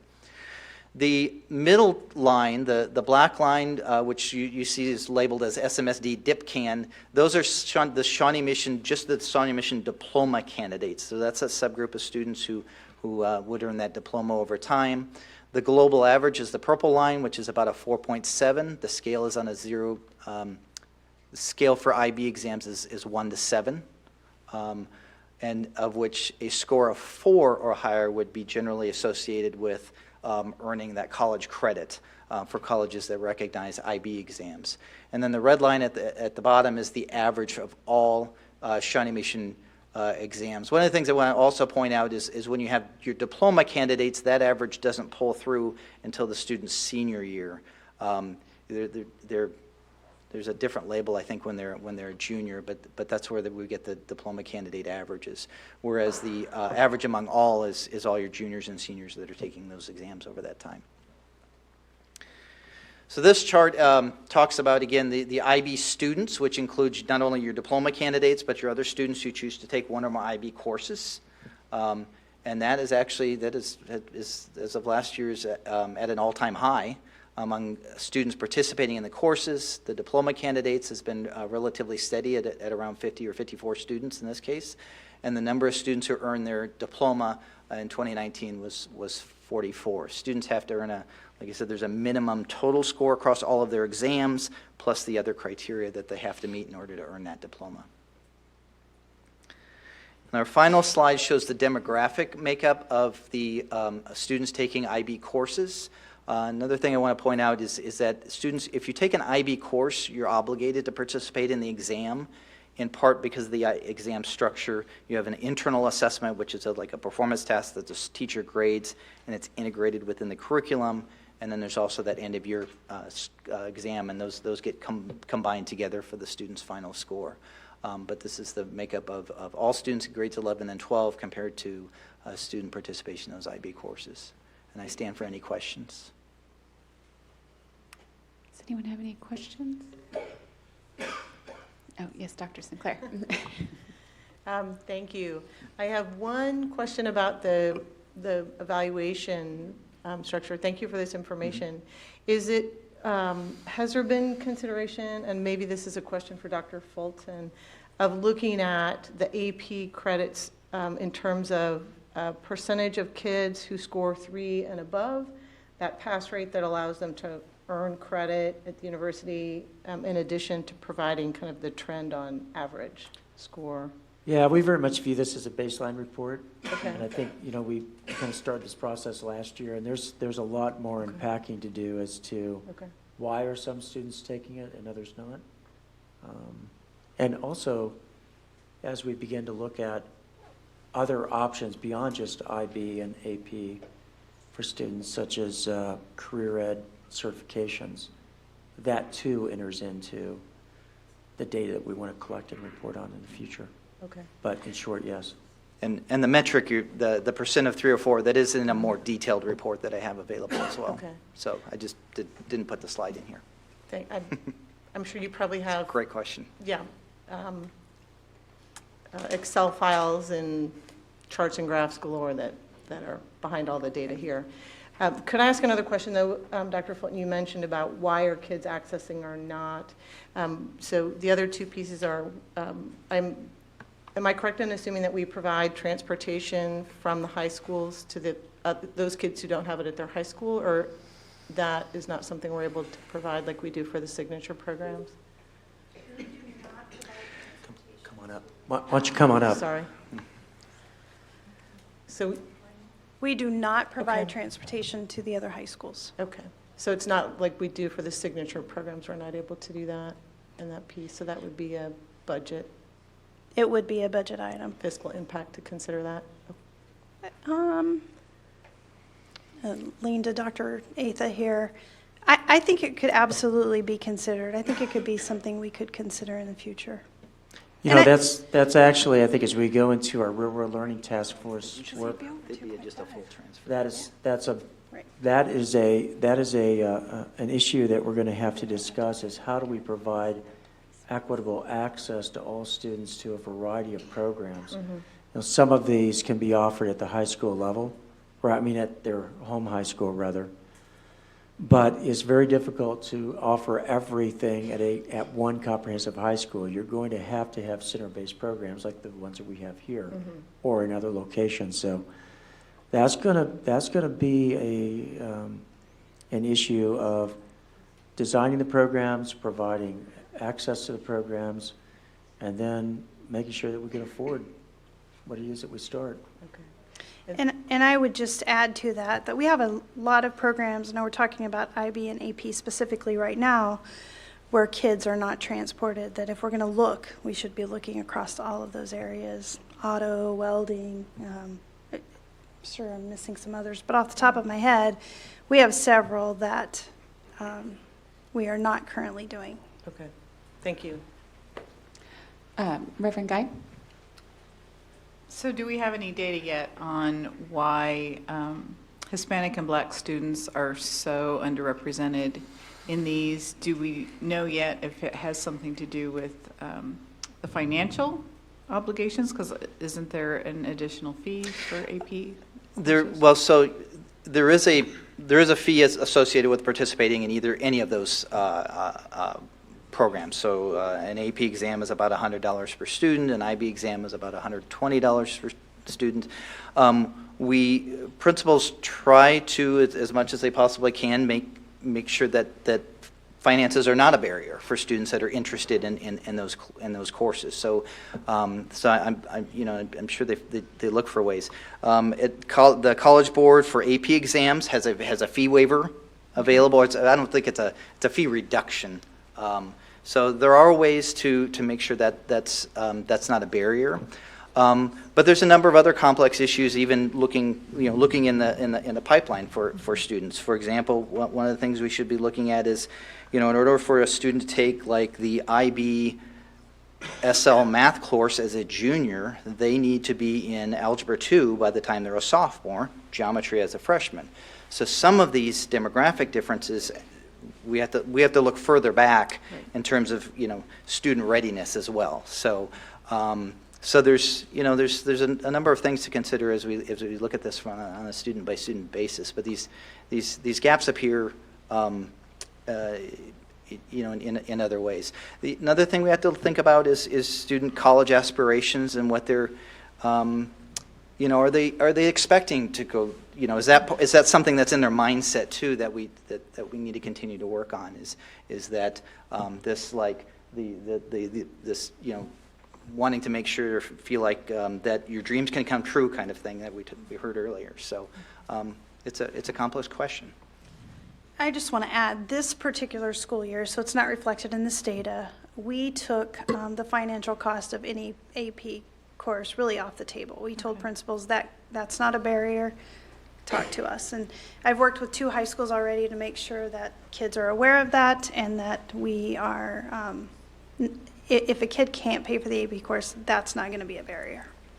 And I know sometimes that's a chicken and egg problem in terms of if those underrepresented students don't see people in their demographic group represented in those classes, then they don't have that idea that could be something for them as well. And so we've got to somehow break that cycle early enough to help all kids understand that this is a path they could all pursue and there shouldn't be any barriers to do that. And also that I just don't enroll because I can't pay the fee. And so we need to break that barrier as well. Okay, thank you. Yep. Jamie, did you have a question? Well, just to kind of piggyback off what you said, yes, the rates between white students and non-white students is heartbreaking, as well as the kiddos with free and reduced lunches. We went to title school for 9 years, and I can see their faces, and it's heartbreaking that they're. I just would like. I know the strategic plan is addressing diversity and inclusion, and I want to make sure that academics are a key part of that, because this is personal, right? Because these are my kids' friends, and so I want to make sure that with the strategic plan being so heavily weighted to diversity and inclusion, there's a strong component to academics in that, and making sure that we're setting all students up, for success regardless of color. And I can assure you that it absolutely is an important part of our diversity conversation. And in the training, we have begun to look at both academic and behavioral data to make sure that we are building equitable approaches to learning that invite all kids into the opportunity for success. And this is where this becomes really important, because these issues aren't solved at just the high school level. Sure.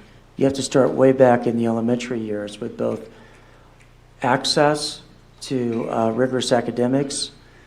If kids start off behind, if children start off behind in their learning, then you have to have a plan to get them to a point where they can successfully engage in rigorous coursework at an early enough point in their academic history where they have the opportunity to take these kinds of classes. And that only happens if we're paying close attention to the data and also doing everything we can to help support every child in their learning.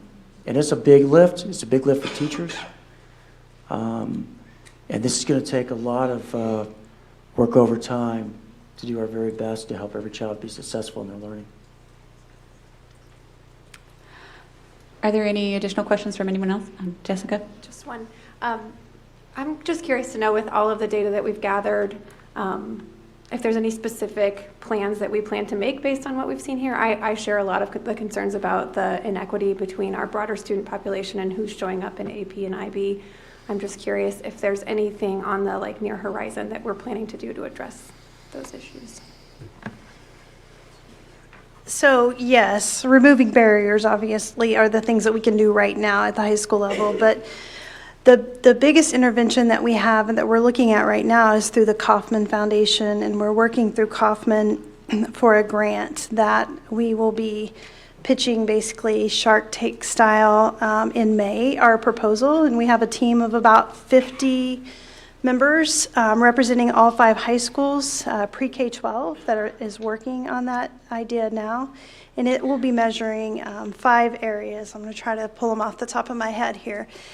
Kids enrolled in AP and IB courses, advanced placement, college credit, internship opportunities for kids, market value assets. So leaving high school with some market value asset, maybe that's my CNA, so I can work as a CNA while I'm in college. Maybe that's a some sort of auto certification, but we're looking at all those now, HVAC possibly, plumbing.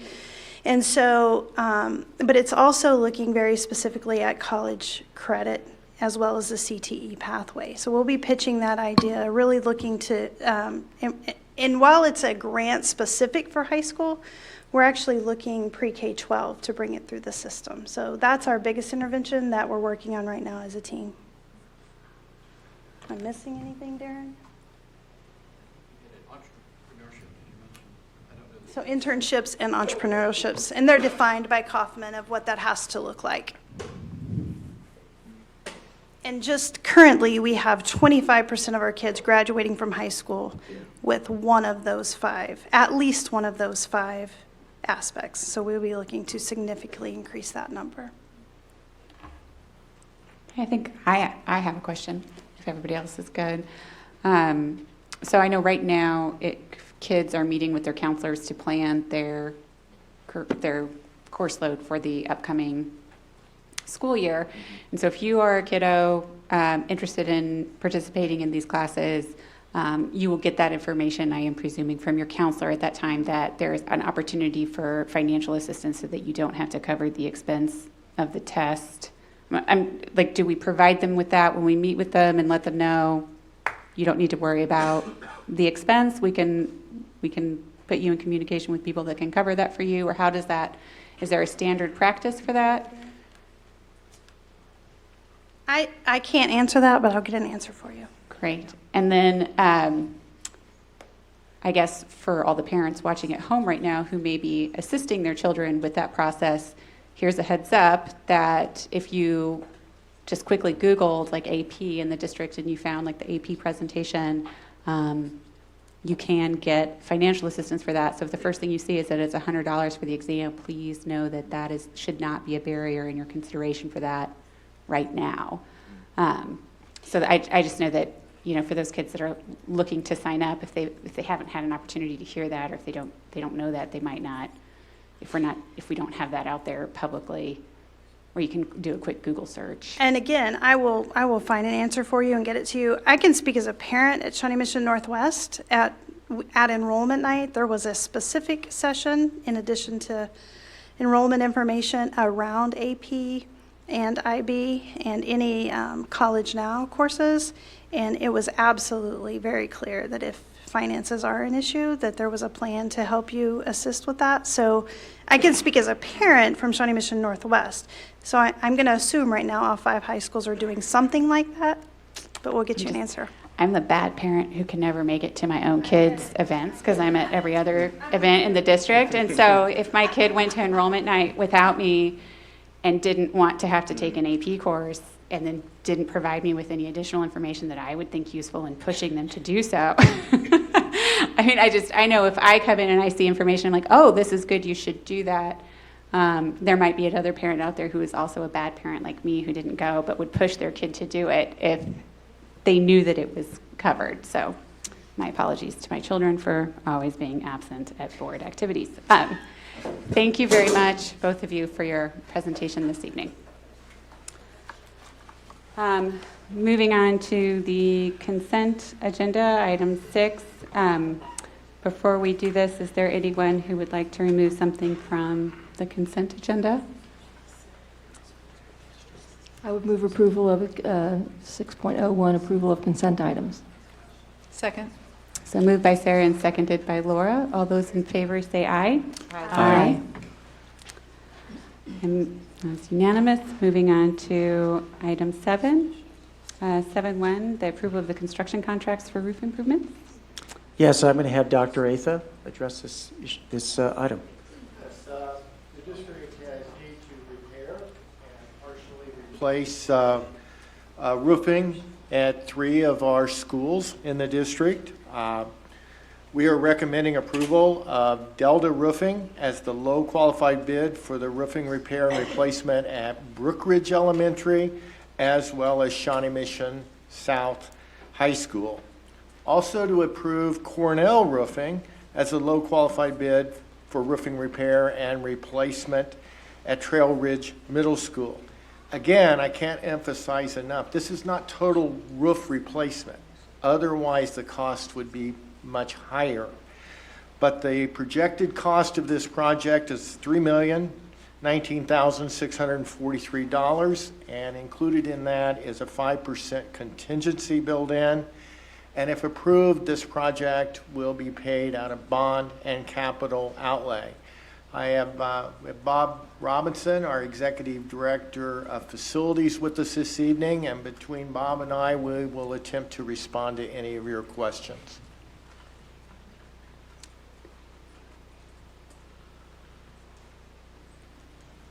I have a question that feels like a very newbie question, but I'm going to ask it. When we're thinking about these kinds of purchases that are for roofs or trucks or other equipment for the district, how do we think about energy efficiency and whether we're buying the products that are going to be best for our operating budget in the long run? So something like a roof, how do we think about what that needs to look like?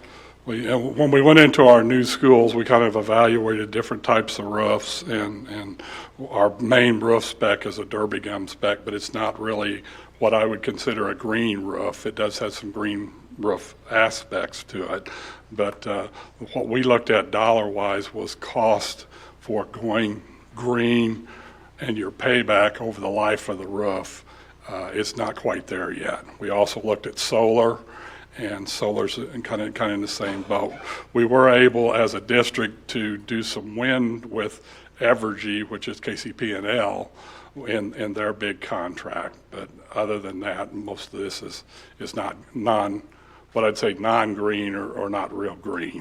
But that's like an assessment we make every time we're thinking about these kinds of capital. Well, we do that every time some different technology comes up. We don't have to do that every time when we're doing roofs unless something has changed since the last time we did a roof. Thank you. You're welcome. I do want to emphasize too, we will be doing a program budget evaluation of facilities. You will get that presented to you toward the end of the year. And within that evaluation, you will see what we're doing out there to conserve energy. You'll start seeing what we will be doing or what we would like to do and what we will be doing in the future, you know. But you're trying to balance technology with efficiency, cost savings, and it's a difficult balance. It's a difficult balance, but we certainly value and really want to look at being as green as possible moving ahead. We brought an energy manager person on board in July, started looking at all our utilities. We went back the last 2 years on our utilities and tracked where we were at with that. In that process, we've tried to adjust schedules within our building of when the HVAC is running, and we're starting to see some significant savings. We hope by June that we'll be able to bring a report that will look at, you know, somewhere between 2 and 5% savings that we think we can get out of this program, mostly on electrical cost. Thank you. So I guess what I'm saying is more later. Is there anyone else? All right, let's take a motion to approve the construction contract. So moved. Second. Moved by Sarah, seconded by Mary. All those in favor? Aye. Aye. Any opposed? No? Moving on to 7.2, approval of the pre-kindergarten tuition funding. Yes, I'm going to have Dr. Leanne Neal come up, and she'll be joined by Dr. Hubbard. You know, Dr. Neal took over duties this year as early childhood principal, and she kept all the duties that she had previously for the most part. That was part of our administrative cost cutting. So I want to publicly acknowledge that and thank you for all of your great work. She has done a lot of a wonderful job on trying to address the issue of pre-kindergarten tuition to try to make it as cost neutral as possible. We started that process last year, and this is a continuation of that process, so I'm going to turn it over to her. Thank you very much. As you know, first of all, thank you for the support that you have given to allow us to expand and to provide a robust pre-kindergarten program in Shawnee Mission to try to meet the needs of a broad range of our families. To do that, as you are aware, we do braid, as Dr. Fulton mentioned, kind of braid our funding from a variety of sources. Most of our programs are no-fee programs where families have to meet some kind of a qualifier, what you would think of as typically an at-risk qualifier. But knowing that families that didn't meet those qualifiers also were in search of really high-quality pre-kindergarten programming, you all were very supportive of us also putting forward a fee-based or a tuition-based pre-kindergarten option for our families, which has been very well received. And so as we continue to look at that, we want to continue to be able to provide the highest quality programming that we can. And we want to make sure, though, that our fees are covering the instructional costs as well as the materials costs. And so, as you may recall, in February, I think it was February 11th at that board meeting, 2019, we brought forward to you sort of a two-phase tuition increase plan. You approved that first phase, and so we're here this evening to ask you to move forward, to consider moving forward with that second phase. And so that will bring, in 2018-19, we had the tuition was $2,550. This year, that first phase increased the tuition fees to $2,950. What we are asking you to consider is that second phase, which would bring our tuition fees to $3,350 for the 2020-2021 school year. Does anyone have any questions? Dr. Sinclair? Thank you for that report. Did we have a change of enrollment among those those families who were kind of met the requirement or to pay the fees, or I guess didn't meet the qualifications for fee waiver? So of those fee-paying families, did we have a change in enrollment when we put the phase one adjustment in place? We did not really see a significant change. If you want a perspective in terms of what that cost, how that cost impact is over time, so if you go back to that 2018-19 fee, if you want to think about it in terms of like a daily cost, it was about $15 a day. This year's fee increase brought it to about $17.35 a day. With this third phase of increase, it still remains under $20, so it's less than a $5 overall increase with those tuition phase-ins. So it's like $19.70 a day when you look at it that way. We do bill it incrementally in 10 installments for families. That's typical. So it would be, if you approve this second phase-in, it would be $335 for a month. That's 5 days a week, half-day programming. We, of course, our schools work with families, so if they needed to break that into a 2-week installment, we sort of do that on an individual basis. But to answer your original question, we did not see or hear a significant feedback on that. I think we've done some dipstick checking of other programs, and so we are a half-day program, so families that need a full-day care still they can work with our third-party provider for that wraparound care at the schools where we're able to provide that. And we still believe that we are competitive when we sort of looked at what the area preschool costs are for those full-day or half-day programs, even with this increase. We want to try to remain competitive, because when we began this, that was, we wanted to try to just make sure we were covering our base costs. We're not here to make a profit. We're just here to try to provide access for as many families as we can.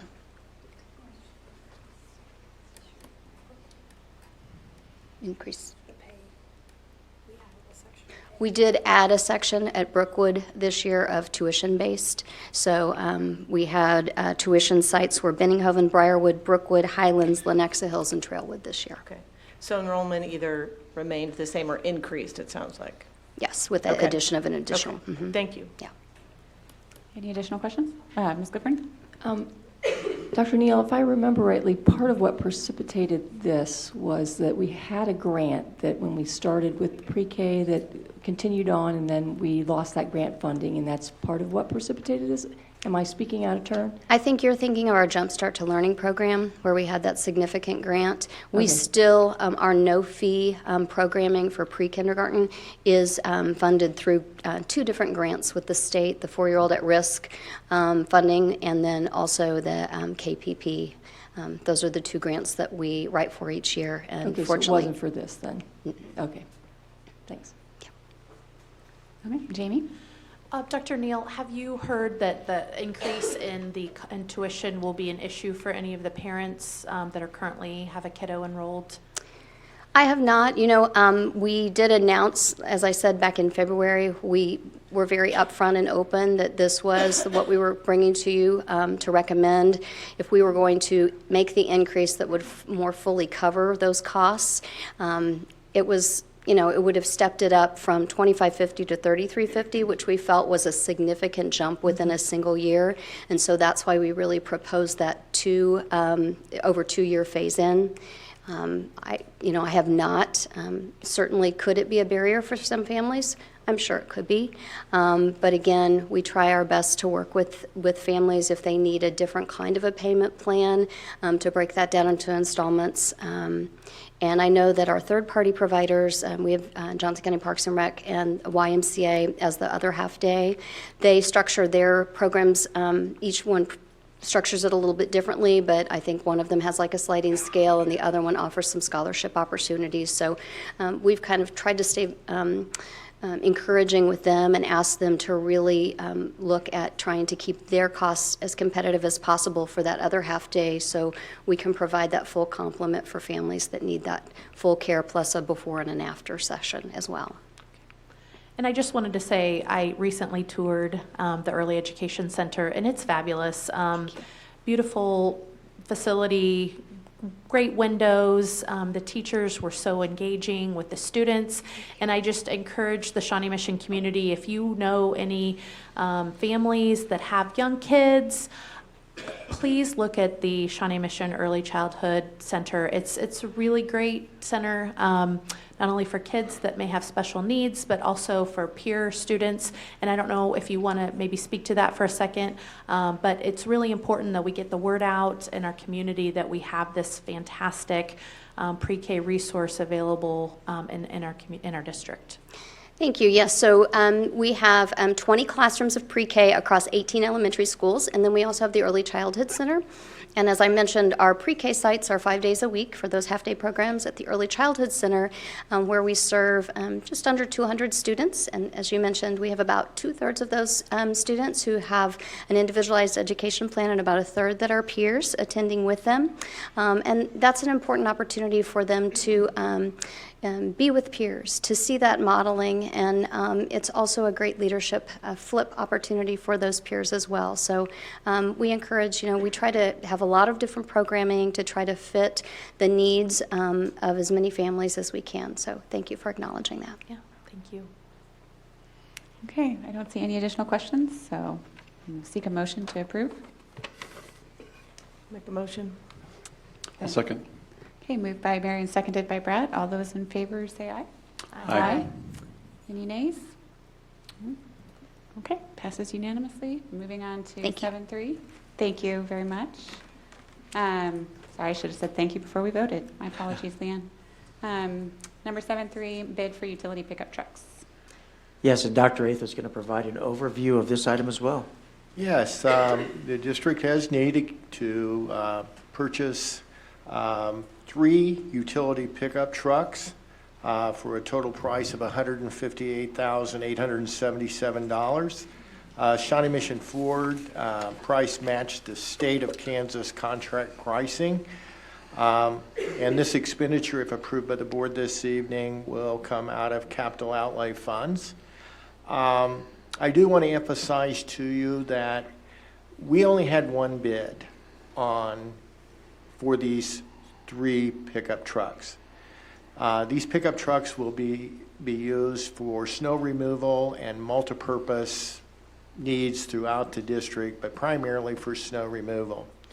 It's unusual for us to have only one bid, but it does happen from time to time.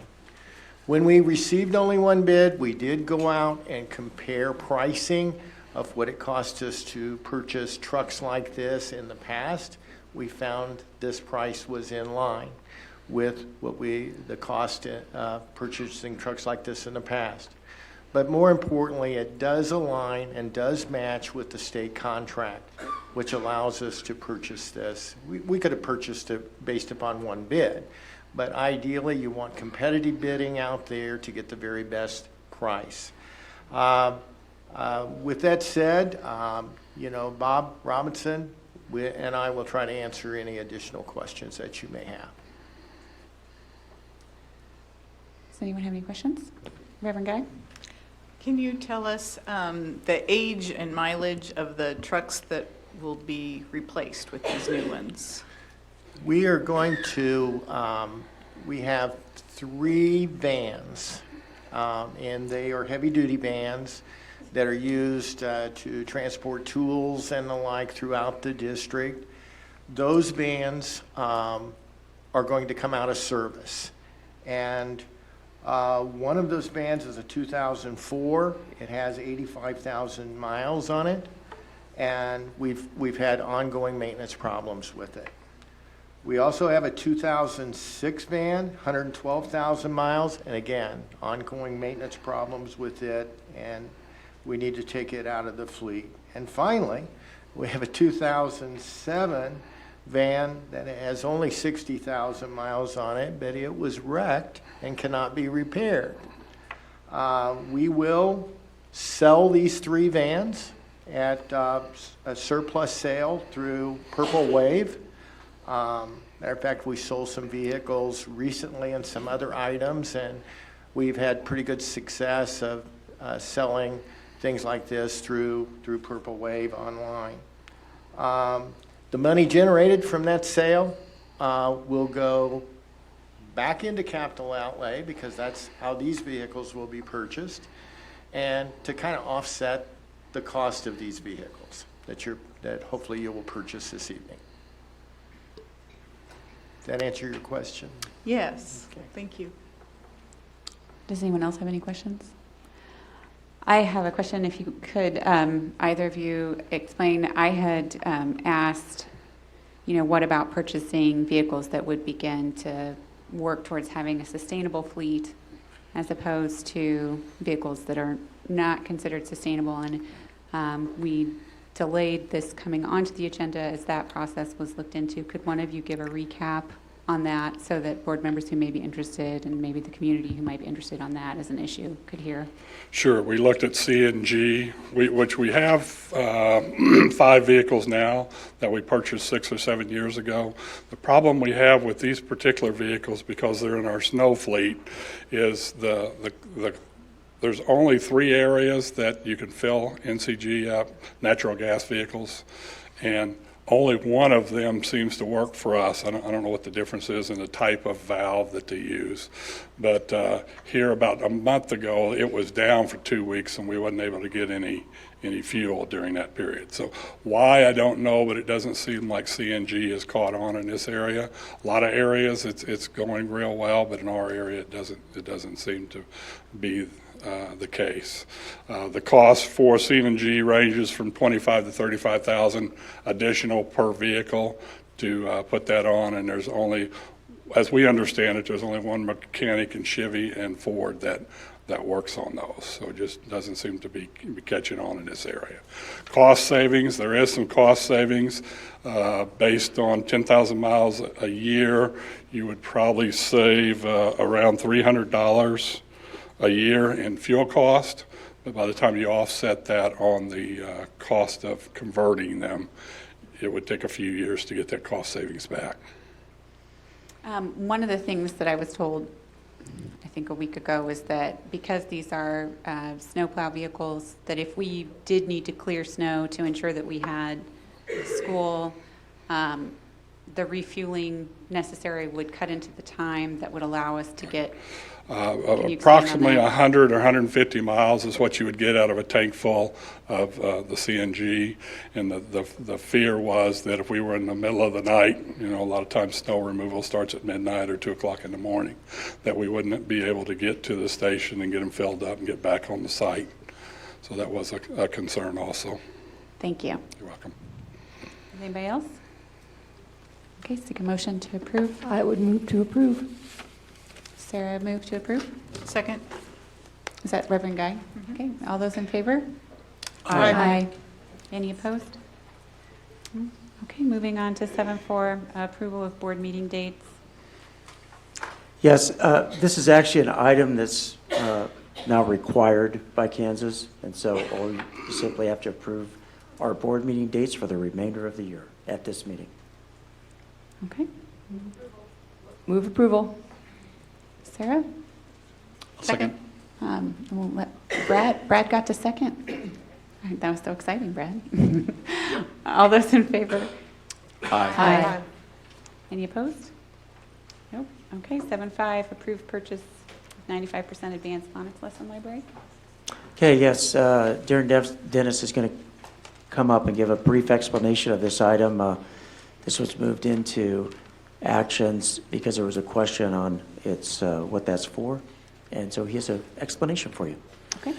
Good evening. Thanks for the opportunity to address this.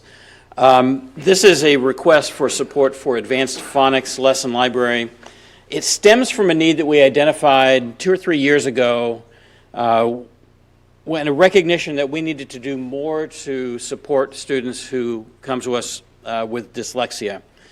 It started with that, and it really has broadened out into a broader discussion of reading instruction in general and the need to align to the current state of research and an understanding of what how science says that children learn to read.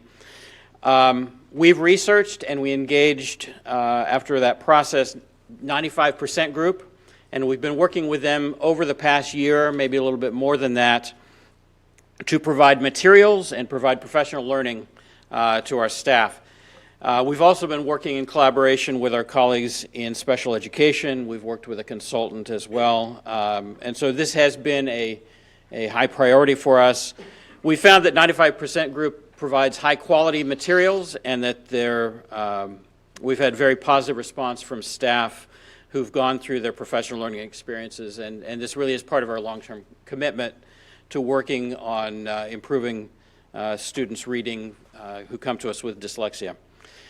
At the same time this was happening, I want to make sure that you're aware that the State Board of Education has recently passed some new mandates that relate to this. And so the work that we've been doing over the past 2 years or so really falls in line with what is now being mandated by the State Board of Education. So they're requiring, for example, I've written down some of the new rules, that we specifically identify dyslexic students, that we are utilizing structured literacy as an explicit evidence-based approach to teaching literacy to all students, that we're promoting early intervention in dyslexia, that we have professional learning aligned to these practices to support dyslexic students, and they're even changing the licensure requirements for new teachers coming out for elementary grade levels, as well as English language arts, special ed, and reading endorsements. So while we still have a lot of work to do, we feel like these efforts are very much in line with where the research says that we need to be and in line with the new State Board of Education requirements. I'd also like to acknowledge that Darcy Swan is here tonight, and she is the curriculum coordinator who is most deeply involved in this work with dyslexia. So with that, I would request approval and be glad to answer any questions. Jamie? Thank you. I am so happy to hear that this is an area that we're offering to our students in the Shawnee Mission School District. And a huge shout out to a Shawnee Mission mom who helped play a big role in the new State Board of Education mandates for dyslexia, so that's pretty special for us as well. So with the phonics program, is this something that all kids in Shawnee Mission will be able to benefit from, or how does this look? It would benefit all students in that this is really part of an intervention program, so any student who exhibits the needs based on the screeners that we have would be benefited by this. Okay. Come on in. Good evening. We do have some building sites that are using this to supplement core if their classroom data indicates that there is a need for more intensive phonics and phonemic awareness instruction.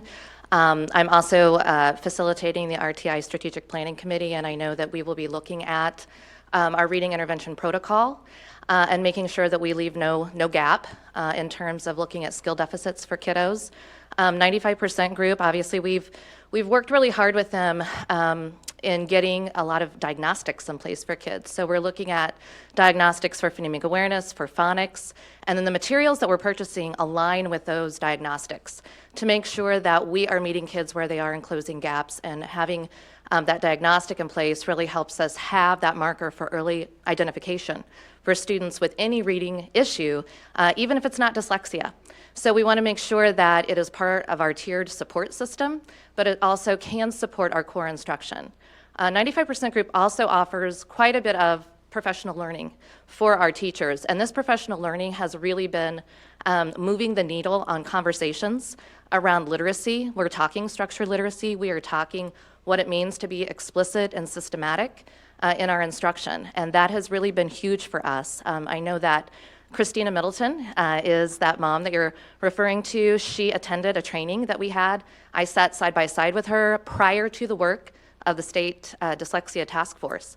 And she said, this is definitely, on the right track. This is the way to go. This is really going to make great strides for kiddos in Shawnee Mission. Thank you for that feedback. Anybody else? No? Okay, so let's take a motion to approve. Move to approve. Second. Ms. Jamie who moved, and okay. All those in favor? Aye. Anybody opposed? No? Thank you.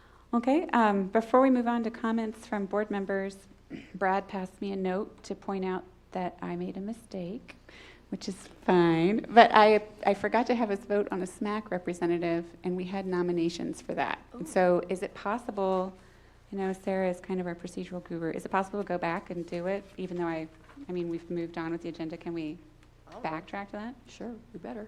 All right, yeah, we got to, right? Okay. Well, thank you for giving me permission to do that. So we had 2 people nominated for the SMAC position. I believe it was both Jessica and Jamie. Was there anyone else who wanted to be nominated for the SMAC position? Okay, and I will ask you both.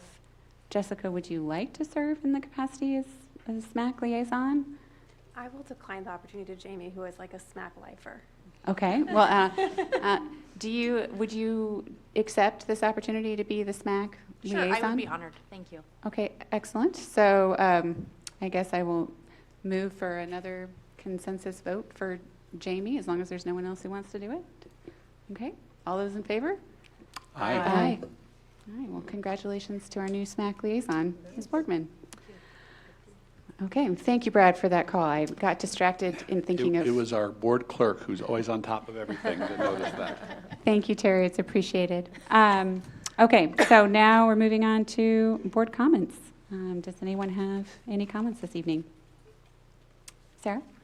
I just want to quickly give a shout out to Mr. Stratton, who has led us for these past 2 years and now has switched chairs and gone out of leadership. I just really appreciate your leadership and your notes to us and reminders, and your the way you conducted yourself at the meetings, and your leadership and presence in the community. I really appreciate that. Just wanted to give you a shout out. I've been there. I know how it is, and I know that you're probably really glad to be where you're at now too. Thank you, and I'm willing to share. Dr. Sinclair? I was just I'd like to add to those comments and just to thank you for all the work you've done to build and create an infrastructure for stakeholder involvement in the Shawnee Mission community. I think that was a big, significant input from you has led to our capacity to really engage so many different community members as we move forward. So thank you for that. Reverend Guy? Along those same lines, I want to thank everyone who applied to be on the Finance and Facilities Committee. The deadline for that was, I believe, December 31st or January 1st. My understanding is we were waiting until the new board members were seated to move forward, and that we hope to have that committee in place. So I know people have been asking me, when will we hear something? And so I just wanted to let you know that we were waiting for the new board members and that we hope to have that committee put together within the next couple of weeks. So we'll give information about that hopefully very soon. Anyone else? Jamie? I love just recognizing people and the amazing jobs that they're doing in our district. So a couple shout outs, and if you have any shout outs that you would like for me to make to a teacher or to a student or something, feel free to pass it along. But a couple things really quick. The Shawnee Mission Northwest Lady Cougar basketball team is currently undefeated, and so I just wish them all the best in the second half of the season. And then also would like to give a huge shout out to an instructional coach, Coach Dre, who goes to multiple schools across the Shawnee Mission School District and really does a great job of connecting with students, and he makes me just so proud of the people that we have within our district. Anybody else? Well, I guess I'll give my closing comments then if no one else has any. I too wanted to thank President Stratton. I know, 2 years ago, there was a laundry list of things that the board was tasked with getting accomplished, and you did a pretty good job of checking off a laundry list of things. From updating the nutrition policy to creating the Finance and Facilities Task Force, which was a issue of significant concern in the 2017 race, and being willing to serve for 2 years during a pretty hectic time. So thank you for your service. It's appreciated. Thank you for reminding me to appoint a SMAC person. Also appreciated. And thank you to the new board members and the longstanding board members. It's a pleasure to serve with you. Look forward to this. And I'm going to ask you for your grace in advance again as we move forward. So thank you everyone for attending tonight, and we'll have Mary move us into executive session with if we can, take a 5-minute break between this and the executive session. Okay, so you want me to just read each three, or we're going to do one We'll at do a time? So we'll do one, and we need to come back after the first one. So we'll just, for the first executive session, we'll need what? If we put 5 minutes on top of that, then 15 minutes for that. Is that right? So we're at 8:25? Yeah, we'll meet back in here at 8:25. Okay, so I move we go into executive session to discuss personnel issues pursuant to the non-elected personnel exception under COMA, and the board will reconvene in the boardroom at 8:25. Second. All those in favor? Aye. Okay. Thank you very much, everyone who's in attendance this evening. We'll see you at the next meeting.